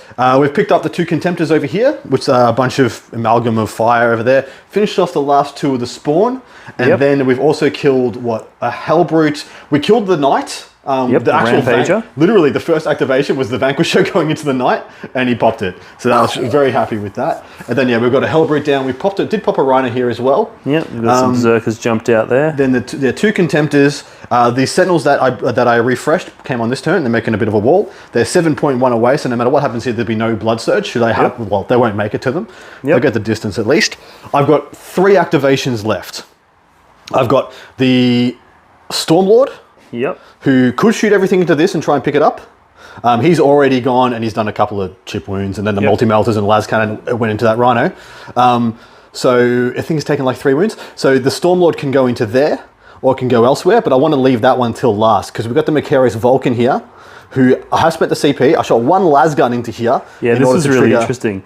So in order to dodge the blood surge move, he didn't want to kill a Berserker. Correct. So what he's done is he's split fired these guys, 1 lasgun into that, and the rest into the Hellbrute that was in front. Yep. And that means that he has targeted that, which means he can get the stratagem 2 CP, support. an extra rend on the Macarius Vulcan. Which is hopefully going to allow him to blap that whole unit in one go, which means he's dodged and played around the blood surge very well. And then my second Baneblade, which is masquerading as a Stormhammer, is drawing a line of fire straight down into those Zerkers.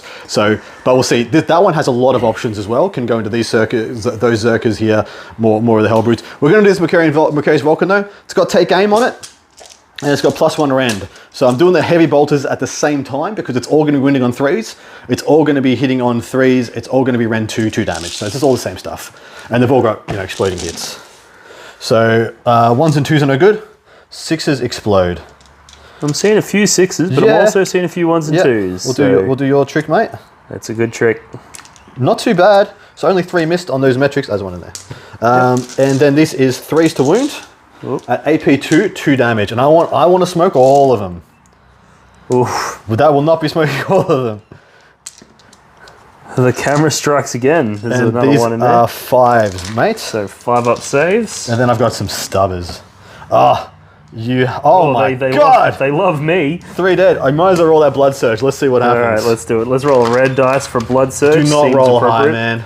And this was that unit there. Yeah, so I I reckon if I roll like a 3+, I'm going to get into combat. I only killed 3. That's so terrible. That 2, might so save me, man. I'm not making it into combat. I'll take obviously the 3 from the back. Like so. Stick with us. And then I'll do the blood surge move. Stick with us. We'll go with the Stormlord now, who's going to go into move those in a moment. the back unit.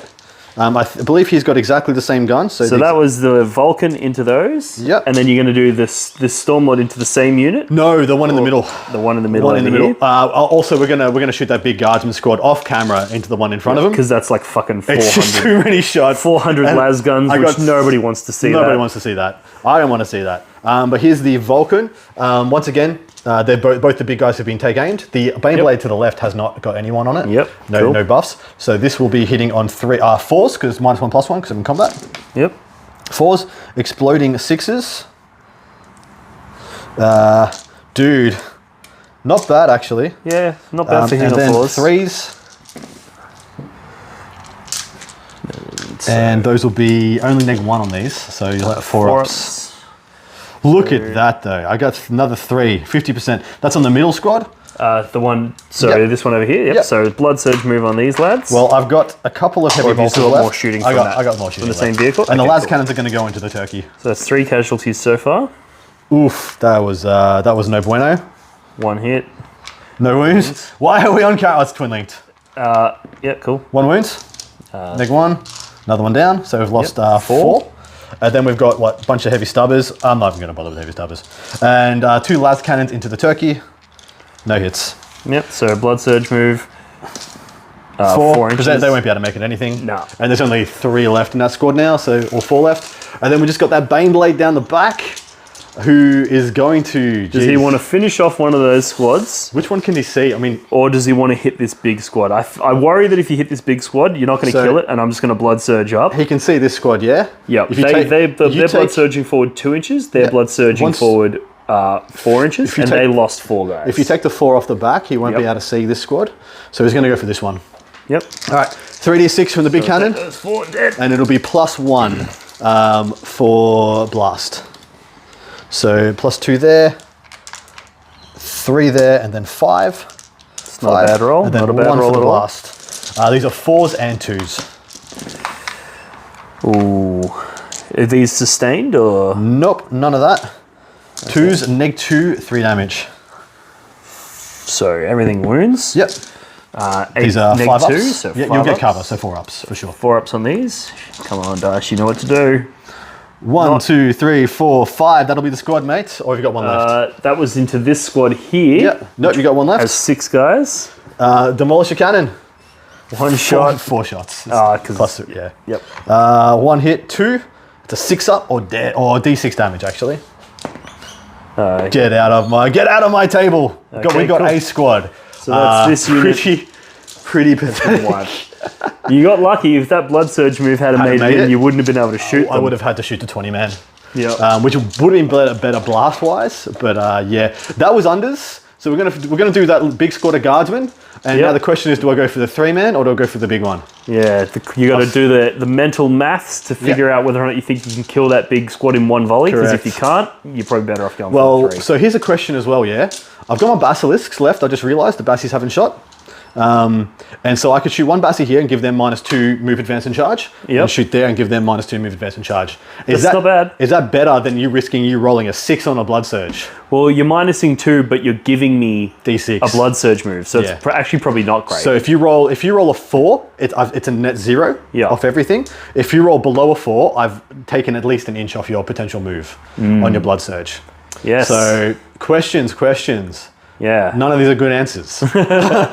We'll be right back. We'll see what happens and what I decide to do. Alrighty, Adam. Updates. So desperate times, guys. The big blobber guardsman did shoot for the 3 man and finished him with an amalgam of las guns, a couple of plasmas, a couple of bits and pieces. I did shoot the basilisks into the big 20 mans. Yep. I only killed 2 from one squad and 1 from the other because I didn't really put up any synergies, like no sentinels were in good positions in the strats and stuff. So that's all that happened there. And now Dean gets to blood surge them. Yes. So we'll see if it was worth it. So we figured if I roll a 4, it was exactly not worth it. If I roll higher than a 4... If you roll a 4, I just killed 2 dudes and nothing changed. If you roll a 5, you got closer than I was going to deny you. Yeah, so let's see. So 1s and 2s, please.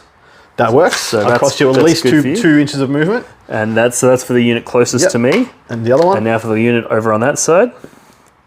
Beautiful. 3. I cost you something at least. So it cost me a couple inches. Cost you a couple inches. And we all know how much they matter. Yeah. So, exactly.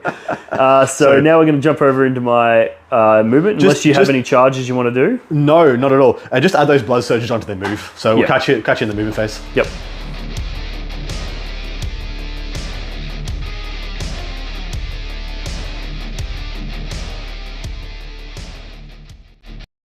Guys, there we have my movement phase. The World Eaters have moved up. They're pressing in on the castle.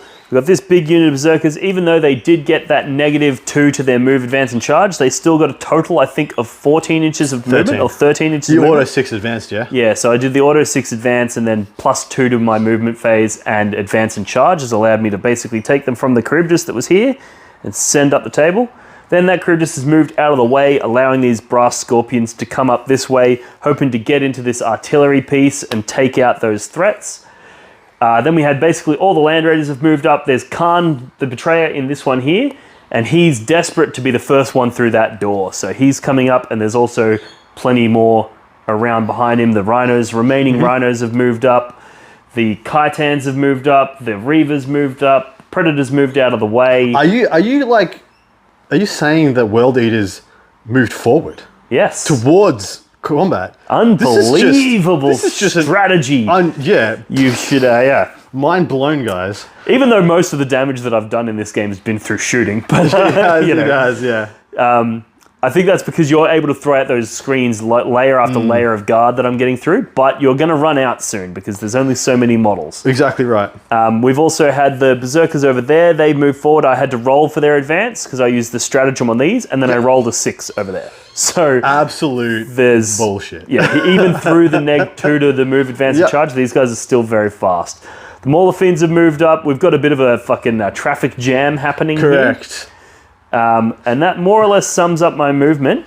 And Adam has just informed me that he's planning to overwatch me, the cheeky bugger. Yes. So after much deliberation, because I thought if I try and get lucky with one of my Bane Blades into, a Contemptor or a Land Raider or something like this, but then I thought about because obviously I don't want to do it into these guys, these dudes who actually get to move if I overwatch and kill a model. But then I looked at it and I'm like, well, they can't get in any worse a position for me. Yeah. They actually can't get any closer. Yeah. So they got a 1-inch charge, so you might as well overwatch them and hit some guys. Macarius Vulcan, be the mad lad you have failed to be so far this game. I don't know why I'm relying on this. It's because that one's in combat. I would be doing it there, but yeah. We're going to shoot down that corridor into those Zerkers. I've got my dice ready to go. We've got sustained hits here, so this should be pretty reasonable Overwatch, I think. It's all the same. Yep. So we got 1 there. Great start. So we got 3. So that's 6 hits. 6 hits, and these are all wounding on 3s at AP1. Love to see it. You love to see it. So pop. 2 damage. So these are going to be, you will get cover. AP2. AP, only AP1. So you get 3 full saves. Balls. You do nothing. Which does also mean no blood surge move. Well, that's good, right? All right. That was CP well spent.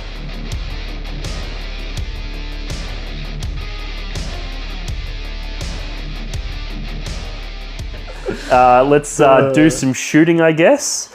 What are you intending to do with your shooting phase, mate? I'm thinking these guys are gonna clear this flank. I'm gonna try and use these guys to pop a big tank with all the las cannons. We'll see how that goes. You failed last turn, sir. You will fail. We're gonna do that turbo laser destructor again. We're gonna do that on camera. In fact, let's do that right now. Let's open the opening salvo before we even bother. So it was D3 plus 1. D3 plus 1 for a mighty 2 shots because I don't know how to frickin' roll dice apparently. And a 3's to hit, 3's to wound. So there's 2 hits. Hate to see it. 3's to wound. I'm gonna save a CP reroll for this. I don't need it. Balls. So 2 get through. What was the AP? AP4. So I get I got a 2 up. And am I getting cover from there? I dare say so. This is into that big guy over there. Yep, so it's going to be 5s to save. So there's 2. How many damage? Fucking lots. I'll look it up while you're rolling your saves. Failed them both. Let me know if it's enough damage that I need to see for one of these. It is Thunderhawk big gun. It's actually not that much. It's only D6 plus 6. So it could be 4. He's got 24. So I'd need to roll 2 6s to kill you. D6 plus 6. Oh yeah, that'd be exactly. And it's your dice, mate. Yeah. So. But there's no other instance of damage that is going to do this much. Correct. You don't have anything else. This is the big gun. If I'm going to reroll anything, it's going to be this, and it's going to be this. Okay. What? No. Shit. So we're doing a total of. Oh Jesus. So that's 10, 12. It's got 2 left. 22. 22 damage. See, that's what we want to see. 22 damage from a fucking Thunderhawk. And now a cheeky las cannon is going to steal that kill. Do it. All right. Actually, he's got 2 las cannons. He's got 2 las cannons. You should do it. Never heard of you, mate. Nah, and then he's got some heavy bolters, which will be out of range. All right, cool. Right. So one of the Land Raiders is going to have to pick him up. Oh, he's so dead now. That sucks. But I'll see if he's going to die, but I'll see if he explodes on camera. He didn't. Cool. No, cool. Happy to hear it. All right, we'll be back after We'll resolve a bunch of this other prattle shooting. We might let you see this guy's missiles again, see if he can kill more than 19. And, it's his PB. PB's 19. Yep, we'll see what he does. Imagine spending 2,000 points on something to kill guardsmen. To kill guardsmen. Love it. But hey, the guardsmen are going to want to. It's going to be what either wins or loses me this game. Yep. How many guardsmen I'm able to put in your way and slow you down. All right, we'll be back. Alrighty, guys. End of my shooting phase. It was actually for the first time a insignificant shooting. You shot worse than I did. It was actually kind of trash. It's so funny that your shooting has been the better shooting so far. Correct. I mean, to be fair, the points cost, I probably got 50 to 60% more points than you, and I went first. But basically, this turn we killed a Russ, some Hellhound, I think. Yep. A few units of Guardsmen here. The Baneblade, did go down. The big Baneblade here. Took the 2 more Russ Land Raiders. that was in the middle here. Ah, yes, you did get him as well. He went down as well, the tank commander. And then over there, we did some chip damage. So we didn't quite get the kills that we were looking for over there. Yep, 16 left here, 5 left here, 9 left here. But, I mean, the charges are probably going to fix that I'm actually happy with weakening them because the Berserker's just going to pick them up anyway. But what we want to do is we want to roll Old Mate. See if you can get more than 19, Reaver, and let's see if he can kill more than 19. Are you going for the front squad, which technically has more models in it? It does. However, the back squad is not going to die to melee this turn, whereas the front squad is. So back squad has 54 in it or so. So you're going to be plus 10 to this roll. So 3d6. So 10 plus 10. 10 elegant. Plus 10, so 20 shots. I like a lightsaber, an elegant weapon for a more gentlemanly time. Yes. Or something like that. I can't remember. Star Wars uses things in zhuzh. Zhuzh, yes. Zhuzh. The sound a lightsaber makes. Zhuzh. Quality content. So it's 2 more. All right, so 20 shots. And these were hitting on 3s. 3s and 2s, mate. There's a 1 in the front. Yep. We're looking good. And 2s, and then I'll have 6 up saves. Just take the 1s out and chuck them over. So 19's the number to beat. 2s, sorry, 6s. Save 1. So 2, 4, 6, 8, 10 so far. Yep. So you need to kill at least 10 with how many shots is this big gun got? 12 shots. So it's nah, not going to happen. Count to 12. Hitting on 3s. Get out of here. There's another 2 in the middle. That sucks. And 2s to kill. Ugh. What is that? So you kill 12. 2,000 points and nothing. 2,000 points, he's killed what? A couple hundred points of guardsmen? So he's up to 31 guardsmen killed, so 19 and 12. Yep.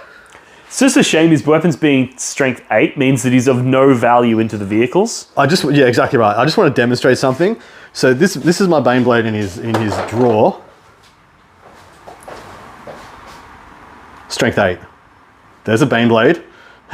Yeah. That gun is strength 8. This is a Baneblade. It's ridiculous. This gun is strength 12 on the front of the Baneblade. That little gun there, strength 14, that is strength 8.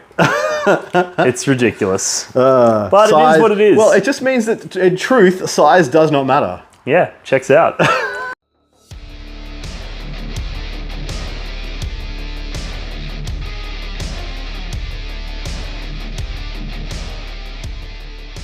Alrighty guys, there's the end of my charge phase. So we got a nice big charge on this 20-man brick, which was exactly what I was looking for because they had the -2 to their charges. Son of a B rolled a 9, needed a needed an 8 on the dice, rolled a 9. Yeah, something like that. But the biggest issue is here. Did you fail any, Dean? Did not fail a single charge. No. Not only did I not fail, I succeeded big where I needed to because this Master of Executions has got the Berserker Glaive, so he's going to kill a ton of those guys just through massive amounts of mortal wounds spilling over. And then we've got, of course, these Berserkers, they're wrapping to try to kill these guys, and if this unit fails to wipe them, they're going to be able to potentially do some damage as well. We've got these Berserkers into the Guardsmen in that ruin there. We got the, whatchamacallit, Lord Discordant and the Hellbrute into the Vulcan. Yep. And then we've got those Berserkers over there ready to pop off those remaining tanks. So we're going to push Adam back into the corner.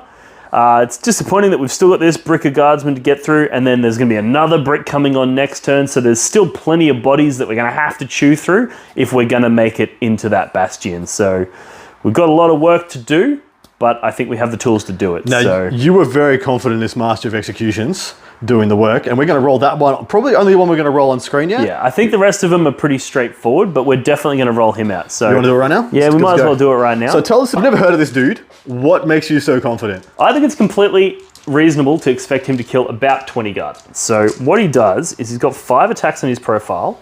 He gets 1 additional attack for being a World Eater, and then he gets plus D3 from his relic, which we roll a 5, right? Son of a B. He gets an additional 3. So he goes in with a total of 9 attacks there, which, have I got 9 here? I should, if I've done it right. Yep, 9 attacks. Now, he's going to be hitting on 2s, and because you've got a character in the unit, he gets reroll hits and wounds. This sounds savage. So we're going to roll. Does he do mortals or something? Yeah, he does. He's got devastating wounds, and he's 5 damage.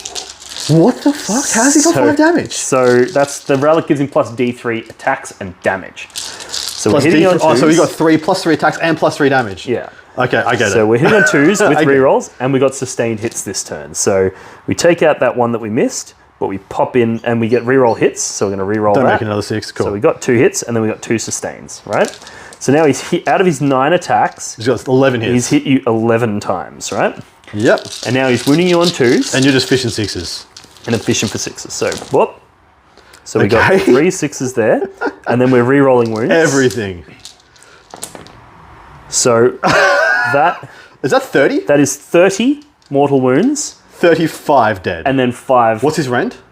It's AP 2, I believe.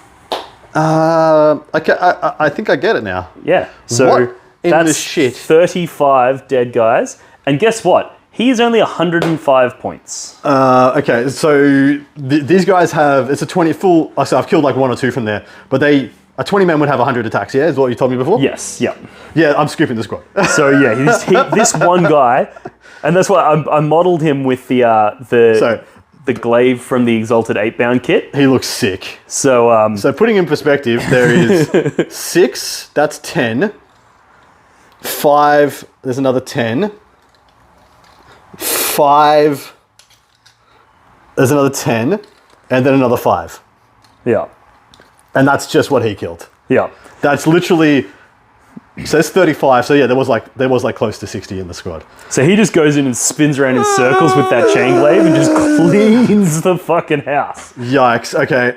We'll do the rest off the screen because I don't know if my soul can handle that again. And we'll be back. Yep. That was an absolute murder fuckfest. Mo and his berserkers went in and killed that unit of like, what, 50, 60? It was 60 guardsmen. 60 guardsmen, so they wiped that out. Then we had the other unit wiped out the Bulgrin. Then we had this unit wiped out a unit of guardsmen. Yep. That unit over there popped the remaining Chimera wounds. I used the stratagem to get +1 to wound on vehicles, which was really helpful there. The Disco Lord and the Hellbrute did a bit of damage. I think they did about 11 wounds. Yeah. Yep, so that was pretty cool. This Brass Scorpion popped a couple of Sentinels. And then these 2 Contemptor Dreads with their chain fists went in and popped one Sentinel and remaining the Sentinel Tech Marine. The Tech and the Tech engines, Marine, yeah. So yep. we've pushed up real hard. We do still. I think a lot of these berserkers are going to die this turn, but we do still have more inside the Land Raiders. It's ridiculous that I've... How many... So you killed 102 guardsmen this turn. 60, there was 70 over there, 80, 90, 100... 90, and then 12 out of that squad. So 102. And a third of that was done by one man. One dude. Mr. Mo himself. Yeah, disgusting, mate. So he's done the glory of the killing, but that's probably going to piss Khan off, and I feel like Khan's about to make an appearance. So we'll see what happens. We're going to go into Adam's turn now and see what the Imperial response can be. And yeah, we'll get back to you.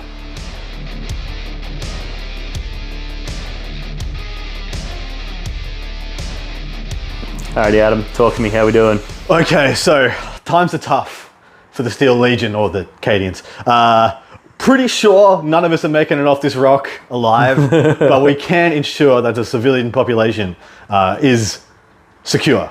So we've been pushed back. Every turn, it's like we get pushed back another 12 inches. The wave has pushed up. Now, it's such a psychological issue with having like only Zerkers in front of me. If I shoot any of them, they make combat and get through a turn earlier. But we're not here to fuck spiders, so we might be shooting them anyway. I don't know. I don't know what the right call is. But look at this deluge of the second last wave of infantry is coming through. I may lose all of this next turn, and the last turn, this entire unit comes back, which would be absolutely nuts. Sentinels got refreshed and came back on. Khan is in here, and I'm not sure I have the fire to waste. I kind of think I need to get my biggest asset and dunk this. The issue is though, this Baneblade being gone is actually a big issue, and that one being in combat is actually a big issue. Yes. So they're both shooting at reduced capacity. I wish that this Baneblade was this one, because I may go for extra rend, extra hit, and just put everything into there. But as it sits right now, we're lining up a bunch of shots. I'm going to try and kill... I just need to buy time. I just need time. I need to make it through 2 more turns of this game to secure victory. Yeah. But man, I mean, you're like what, 14, 16 inches away from the gate? Yeah. It's getting tight. It's one of those things where it's like, you look at it and it's like, I'm killing a lot of stuff. There's a lot of blood being spilled, but my only goal is to get inside that building. You're 18 inches away from success. So putting those layers and layers of guardsmen is actually quite a good move, and it's a challenge for me to break through. But let's jump into your shooting phase and see what happens. All right, Adam, what has eventuated? We've had some changes. We've had some epic moments occur. Yes. Well, turn 3 was always going to happen. I had hoped that the reinforcements would have some ability to come here, but instead we have had my Nightlands rock up behind the enemy lines. They have outflanked this entire time. Rather than arriving turn 2, like good cunts would, they rocked up turn 3 behind everybody. Yeah. They were sleeping. But that did open up my back lines for them to come in. So you did. It was an outmaneuver. Correct. I'm going to roll, see if I get a 9 for the Lancer to make it into the back of the Reaver. Yep. But apart from that, we're going to Dack of the Reaver just because it's going to be a bit of fun. The Reaver's going to turn around maybe with the Chitons. We'll have a bit of a night biffo. But over here, we've had the press up of the last turn's refreshed unit, and then we've had the nearly 100 guardsmen coming out of the gate. Sentinels refreshed and back on. The Dacker phase is going to be really, really interesting. I got to figure out what I'm shooting and where I'm willing to have blood surges occur. The loss of this Baneblade is actually really huge because it was the only thing on this flank that could see this 20-man that had a opportunity to nullify it. And what I now realize I need to do is kill that Master of Executions. Yes. I can't have him making into 100 dudes and killing 50 of them. Yeah. It's just not a possibility. I think I'm probably boned, but we'll see. I mean, I've got to get in that gate, and there's a lot of shit in the way. We're going to kill as many traitors as we can. Yeah. That's it. That's all we're doing from here on out. Traitor blood must flow. And Khorne care not. All right, let's get into the shooting. We'll be right back.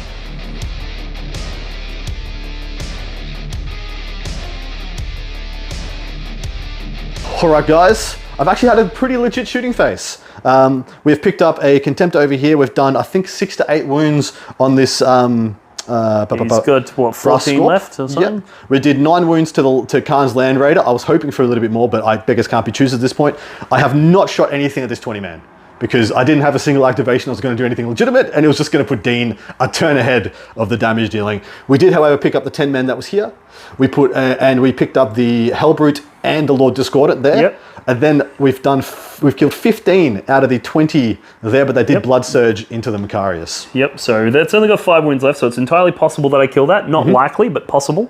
Yep, and that's pretty much all the shooting that's happened here. We're going to go over to the Atropos here, who's going to shoot for the booty of this Chitin Ravager. Yep. And then if he doesn't... Lucky for me, rear armor is no longer a thing. Exactly right. If he doesn't kill it, I'll put the rest in. If he kills it, the rest will go into the Reaver. But the Atropos gets, I believe it gets +1 to wound against vehicles and monsters. So Sounds legit. each time this model makes an attack that targets a monster or vehicle, add 1 to the hit roll. If it's Titanic or towering, add 1 to the wound roll as well. So this guy has a good chance of doing some significant damage. We're going to have a high intensity las cutter, which is going to be D6 shots. Please don't screw me. 4 shots, that's good. Not bad. We're going to be hitting on 2s. Yep, because of +1 to hit from the thing, yep. And it's got exploding 6s. So 1 missed. And no explodes. And then we're going to be strength 14, so wound on 3s and +1 to wound, so 2s. Oof. It's only 4 damage, so it's okay. AP? AP 3. So I get a 5-up save, and it was 2 of them, yeah? Yeah. Damn, takes 4 damage. So 4 damage on him. And then we have D3 shots from the rest. So 2 shots. Sorry, it's D3, it's 1 shot. Balls. It is blast and hazardous, so let's go with that. It's going to hit on a 2, and it missed. I'm going to CP that. Hits on a 4, and this has dev wounds if it is a 6, but it wounds you on a 2. 3, that is -4, D6 +1 damage. So that's a 3, sorry. Is that flat? That's a 2. It goes to 3, so he did 7 wounds. Sucks to suck. Yeah. You do still have the rest of the shooting, which we'll resolve off camera. That might be enough to pop him, we'll see. I'm hopeful for the sticks. And then you've also got the charge on that Lancer there, so we'll see how 9-inch charge into the back of the Reaver. Let's go.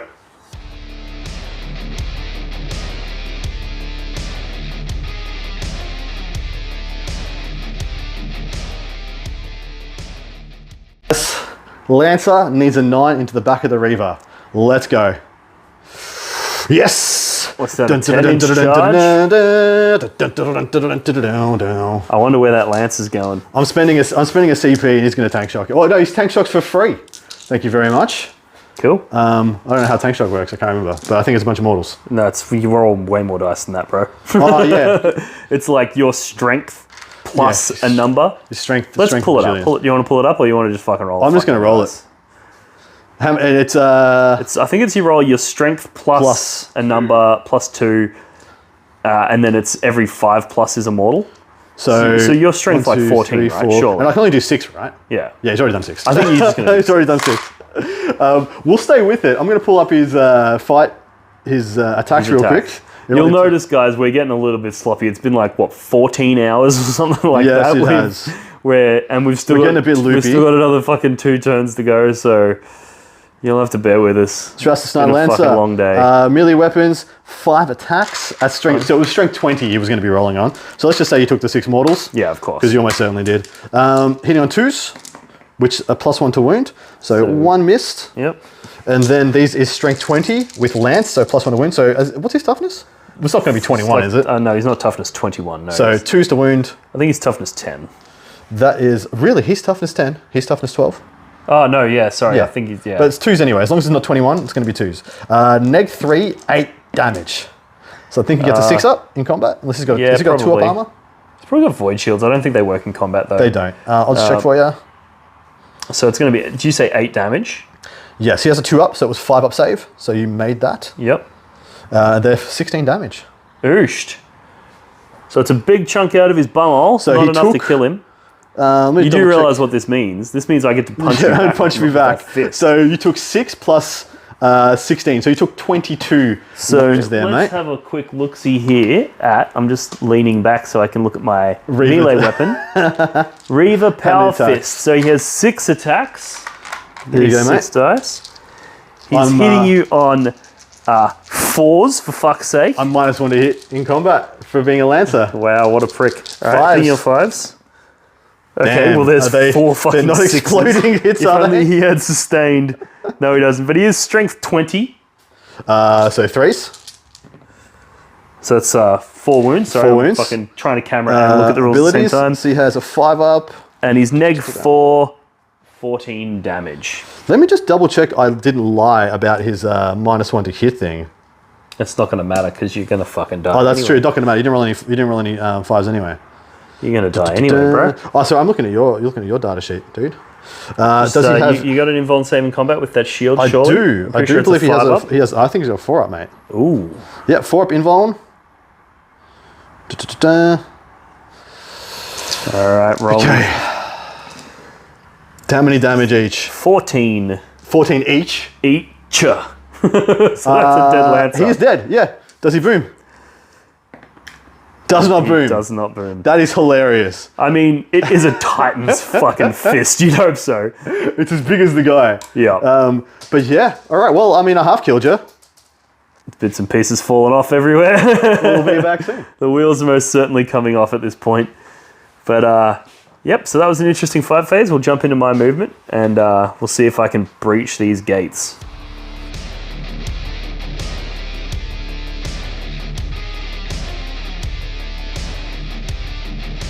Guys, there we have my turn 4 movement phase for the World Eaters, and as you can see, we've disembarked a ton of Berserkers. There's nearly 100 Berserkers on the table right now, all about to get stuck into some bloody melee combat. So we've got the Brass Scorpions have moved up over here. One of them's made combat with these Sentinels. He's going to go in and slap them around. We've disembarked some Berserkers here. They're going to try and get around here, trying to get for that door is the goal. The big 20-man unit with the Master of Executions, they're going to continue this combat. We've got Khan the Betrayer has jumped out with his unit, and they're going to join into the fray. We've got another Master of Executions has jumped out there, and a third Master of Executions over here. So we've got plenty of characters, plenty of infantry, ready to just rip those guardsmen apart. Vehicles have moved up. We're going to try and pop the things that are threats to our infantry, just so that he can't slow me down. We've also turned around to deal with this invasive threat into our rear end. The Reaver's going to try and smack around some more stuff with his big fist. The Khitan and this Brass Scorpion have moved up to support. And then the rest of it's sort of just moving around the midfield. We've got some Obliterators have finally pulled themselves into a firing position, so they're going to be able to support and hopefully do some more damage with their guns as well. So there's a lot of stuff on the table. And it's getting exhausting rolling this many dice and moving this many models. So here's the key, right? It's how long can this unit hold? Because you want to use all your DACA to punch through this so you can charge this one. Yes, you want to get ahead. And if you make that, I'm almost certainly cooked. Yeah. If we hold you off, we might live through the day. Yes. So we'll do some shooting and we'll get back to you.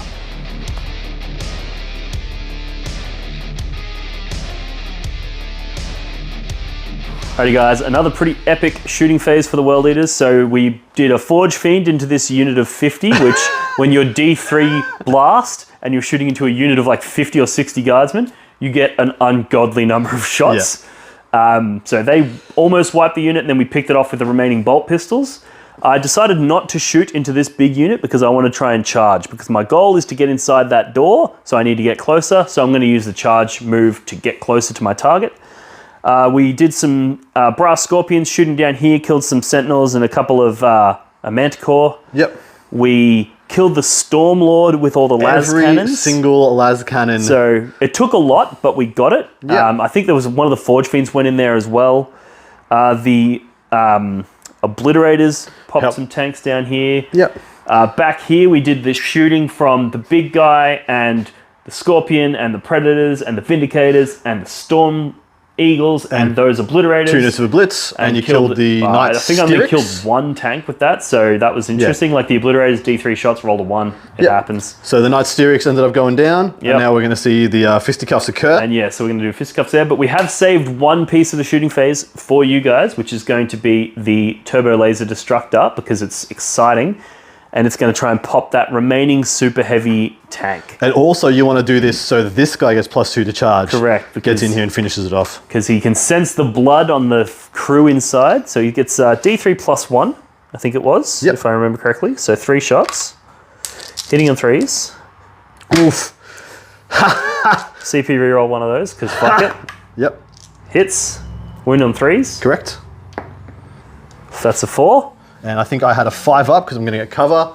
And it was AP4. AP4. Cover goes plus to 6. Yep. So Five I will up. CP roll this if I need to, and I will. Damn it. So that's going to be D6 plus 6 damage for 9 damage. Yep, and then the las cannons. And then a couple of las cannons. Oh, they'll have to go here because it won't Yeah, have the they're range. just going to a night. So 2 2 hits, 2 wounds. Yeah, 2 wounds. Yeah, Yep, toughness, strength 12 and 12. Couple 5 up saves. 1d6 gets plus through, 1. So And 5 5 damage. on, just pick your I'll nut, just mate. call it this closest guy. Chuck that on him. And so this guy took 9 Yep. of his 24, so he has 15 left, and that's plus 2 to charge for this Mauler Fiend, Yep. which is a bit of a yikes. We'll be back after the charge phase. Yep.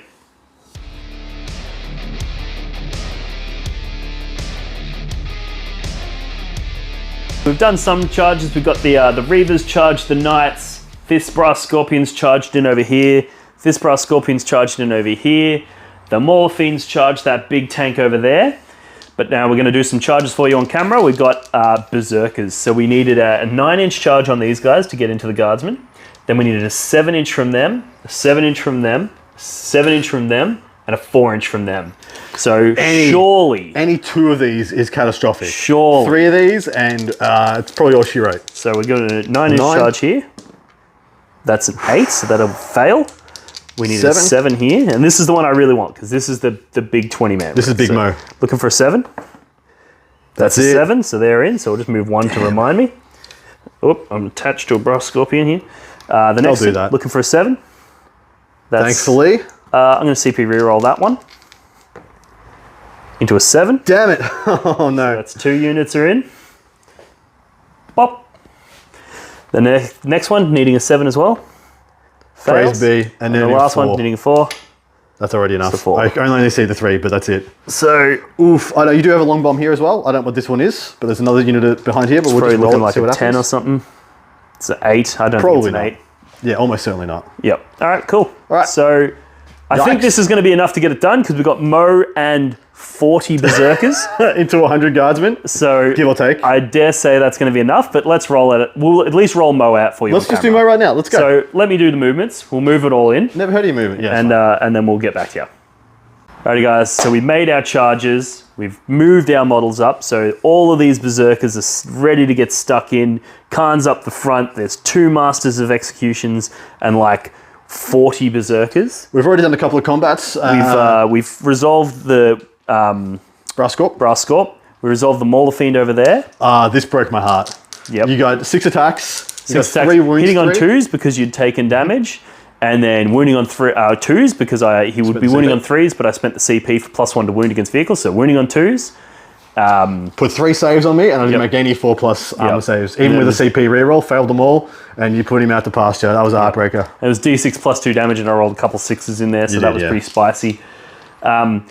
And we're doing a little bit out of sequence. We declared the sequence we were going to do things, and then we just started resolving stuff. Yeah, I've already declared I'm going to be interrupting on the Reaver, because I've decided on a gambit moral victory of killing the Reaver, even though it's putting the biggest paperweight in your army. Yep. But it's the moral victory I want. Because basically what's going to happen here is, with any luck, we're going to kill all these guardsmen, consolidate in, and he's going to have a real hard time from stopping me embarking on my 5th turn. So what's going to happen here is he's going to kill so many guardsmen that they get the refresh, and he's going to get so close that I can't actually put any guardsmen out of this door. He's going to be too close after they all pile in and consolidate towards here, and that's probably going to be the end of the game. All right, so while we've got you, we're going to roll some stuff out on camera. We're going to do Master of Executions into these guardsmen. The Big Mo, he's going for it.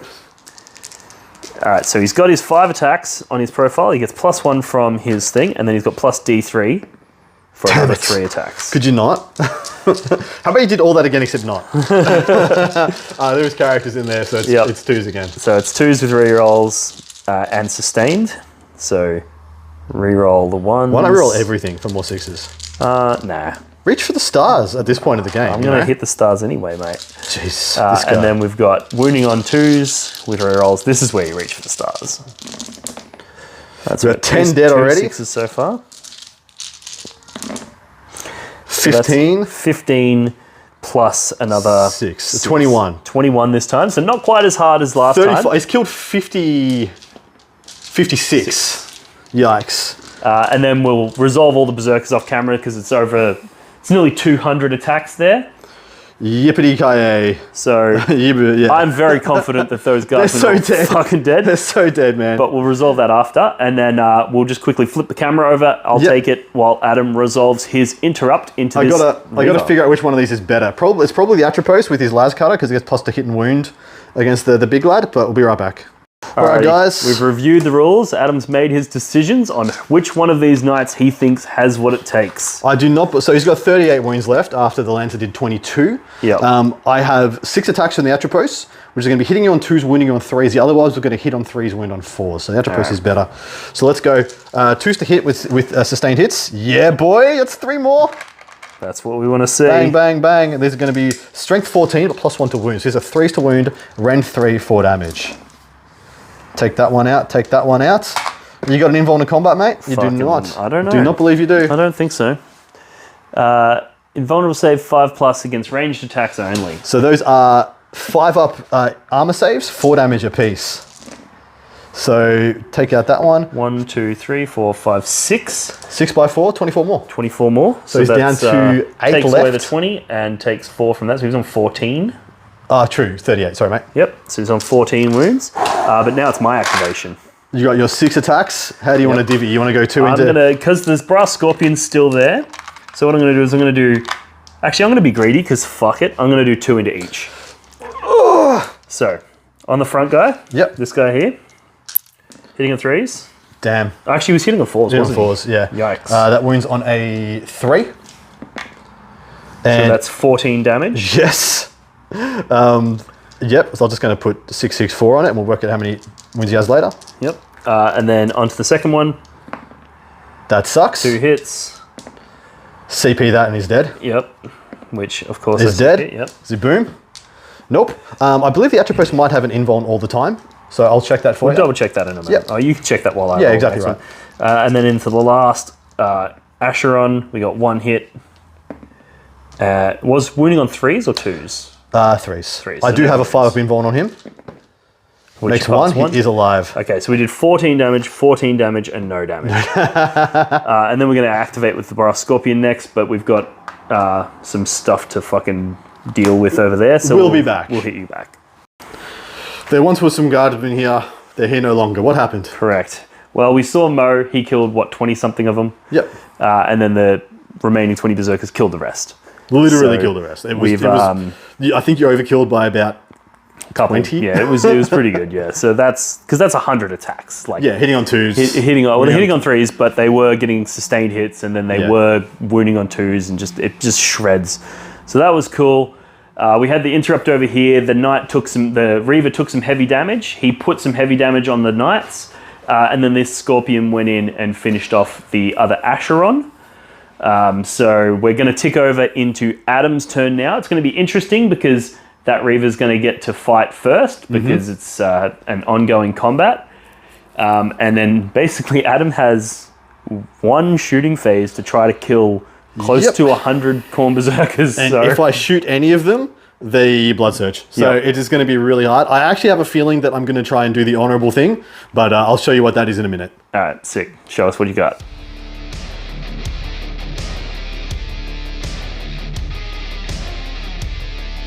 All right, so the desperate last gambit to hold off and stave has occurred. Staying in combat over here, we're going to shoot into the combat, pick up the 14 wounds there. It's just going to happen. It's just going to happen.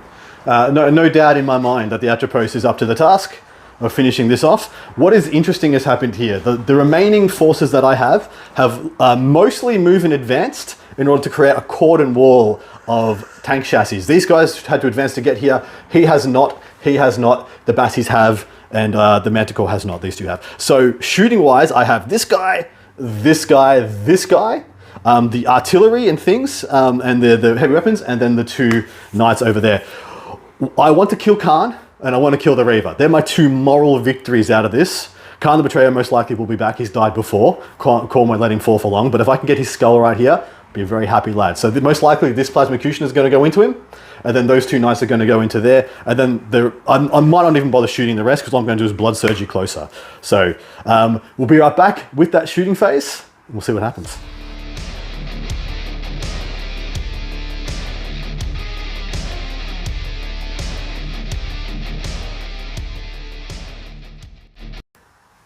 So I'm very sorry we didn't record the plasma Kusha shooting because it was spectacularly freaking bad. I tried to go for Khan's squad and, you know, with D6 plus shots plus 2D3 plus a heavy bolter, I killed 6 guys. Yeah. And I rolled like a potato. Hitting on no plus to hit and no rerolls. Forced to hit just, I got like 25% hit, 27% hits. So his blood surged into the Trojan. That's probably bad news bears, but I knew I'd already lost anyway. Over here, the Atropos shot and did 12 wounds to the Reaver. Yes, so and this now, was, you spiked up here, you got it back. Acheron, 2d6 shots. 9 shots, mate. Oof. Needs to do 1 wound through here. Is this flat 2 damage, Flat 2, strength 8, so I need 5s to wound. Neg 1, so you can have a 3 up armor. But let's see. 1. Ooh, there's a couple 5s in there, 2, I can see. 3. You got 3 3-ups, man. You need to make all of them. Let's see. Do I be a dickhead and CP reroll one of these? Let's have a look. Damn it. Damn it. Damn it. I've got a heavy bolter that's going to wound on 6s. It's a twin heavy bolter. 2 hits. 6s, I think, because your strength. He would be neg 1 to hit, right? Because he's in combat. True. So just 1 hit. No, just say 1 wound. That's a wound though. AP 1. So we've got a 3 Another up 3 plus, here. mate. Will he fall? Imagine a fucking Titan being killed by a heavy bolter. No. Damn it. All right. Let's hope with you hitting on 5s now in combat because you're -1. Yes. I can make it through. But Khan's going to be hitting me over there, and then this Reaver's going to be hitting me first. I think we'll resolve that on camera, but yeah, we'll be back in a sec.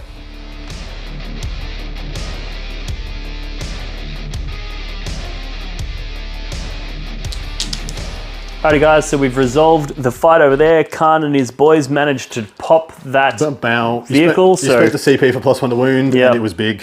All the effort that you put into creating that roadblock, and unfortunately your blood surge move has undone it, because next turn Khan's going to be able to walk straight into that front door. I was pretty screwed anyway, but I thought, hey, a little bit of glory would be nice. Yeah, and then you got this guy down. He's only got 2 wounds left out of his starting fucking 60 or whatever it is. And basically with this last fist attacks, we're going to try and pop these 2 vehicles. So we're doing 3 into each. So the 3 into the Acheron. He is hitting on 5s, however, because he is heavily bracketed. But let's see what happens. So we got 1 hit there. That's all you need. And then he's going to be wounding you on 3s. That's no wounds. I'm going to CP reroll that, because why not? And that still failed. Oof. And then into the Atropos, or whatever he is. Nothing hits. Nothing. So he's just done a nice big sweep and he's cleaved straight over the top of those Titans. They ducked it. And now, in your last turn, I'm sure he's going to die, which will be a nice moral victory. I'm just going to grab the 6 attacks from the Atropos, which are going to hit you on 2s with exploding hits. Booshed. 1 out, 1 in. And they're going to wound you on, I think, 3s. Yep, because you'll be on +1, yep. Yep, and then you are going to have 5 ups, mate, on those. Fail. You are dead. See if you boom for the moral. What damage is it? It was like... They're 4 each. So that's another 16 damage. Yep.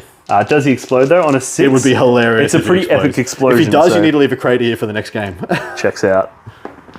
No. Oh, if only he exploded on 5s, that would have been epic. There's not much point doing the 5th round, but what's going to happen, mate? So we're basically, that was your turn done, so now we're going to tick over into the World Eater's turn 5, and Khan is going to enter the building there. These guys are going to enter. These guys are going to enter, and the castle has been breached. The World Eaters have achieved their goal, and they're going to slaughter the population that were hiding behind that wall, which is going to garner Khorne's favor and bring in the demons for the next episode of the First War of Armageddon. So we'll flick it over. We'll give you guys a bit of a summary of our highlights, and then we'll see you soon.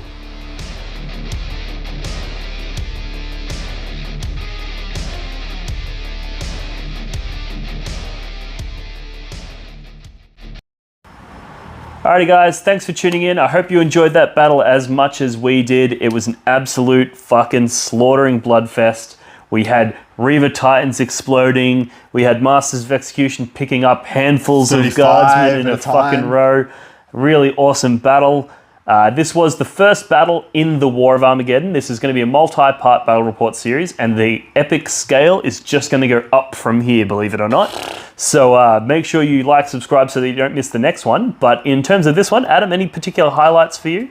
Oh man, it was actually just a joy to get my full collection on the table. It's been a while since I got to play something this grandiose, this big. I was just giddy at times, just see the optics, the cinematics of this unfold. It was amazing trying to push back, hold back, scratch, claw for another moment, another turn. And hopefully you guys felt that through there, because there were moments there where you felt like a 15-year-old kid again. Like, yes, I hope some of that came through for you guys and some of the joys of this epic scale. So yeah, thanks again for tuning in. We will be doing more of these, so make sure you like, subscribe so you don't miss them. And if you want to show your support for the channel so I can continue to do games of this scale and of this production, make sure you head over to blogforthebloodgod.com, and you can show your support by picking up a neoprene objective mat, objective markers, these mats, t-shirts, dice. We've got terrain, we've got all kinds of stuff. Each time you buy something, I get a small cut, and that can help me, get better equipment, better microphones, better quality stuff. Absolutely. And also buy the time to do this epic sort of scale stuff. So Adam, anything you want to speak with what you're doing with Art of War? Yeah, sure. Art of War Down Under on Patreon if you want to support what I do. I'm predominantly a review-based podcast, so anytime there is a new index, codex, anything for the great competitive game of Warhammer 40k, you can find it reviewed over at the Art of War on YouTube. Art of War Down Under over on Patreon. Hopefully to see you there. It's also on all the podcast aggregates, of course, on the Competitive 40k network. And yeah, hopefully you'll also support Dean, because this took 15 and a half hours, or 15 and a bit hours. So hopefully you respect that, you respect his time and his energy and his passion. It's a lot of work. And it is a lot. Yeah, but we're happy to do it for you guys, and hopefully you got as much enjoyment out of it as we did. So we'll see you in the next one. Cheers. Cheers. Alrighty guys, if you enjoyed that, I just want to say thank you very much for sticking around to the end of the video. If you'd like to show your support, you know what to do. Like, subscribe, all of that good shit. You can head over to blogforthebloodgod.com, pick up some merchandise. You've seen the ads throughout the video, and you can get all of that at discounted prices if you check the links in the description below and head over to my website. And as always, I want to say a huge thank you to those who already show their support, whether that be by commenting on a video, liking it, sharing it, hitting the notifications bell so you don't miss out, all of those things, or by direct support via Patreon. All of that goes a long way into helping me make these videos. It takes a lot of effort. It was about 17 hours of straight fucking gameplay for Adam and I, and then followed by probably 24 hours worth of editing. So it's an absolute grueling process putting these videos together, but I do it for you guys, and you guys show me the support and inspire me to continue doing it via your support on Patreon. So thank you very much to all those who do show their support. And if it's something that you would like to see more of, please feel free to head over to Patreon and join in. We've got a great Discord community that's exclusive to Patreon members, and we do semi-regular giveaways as well. So make sure you head over there and check it out. And as always, thank you for tuning in, and I'll see you in the next one. Cheers. Look for the Blood God.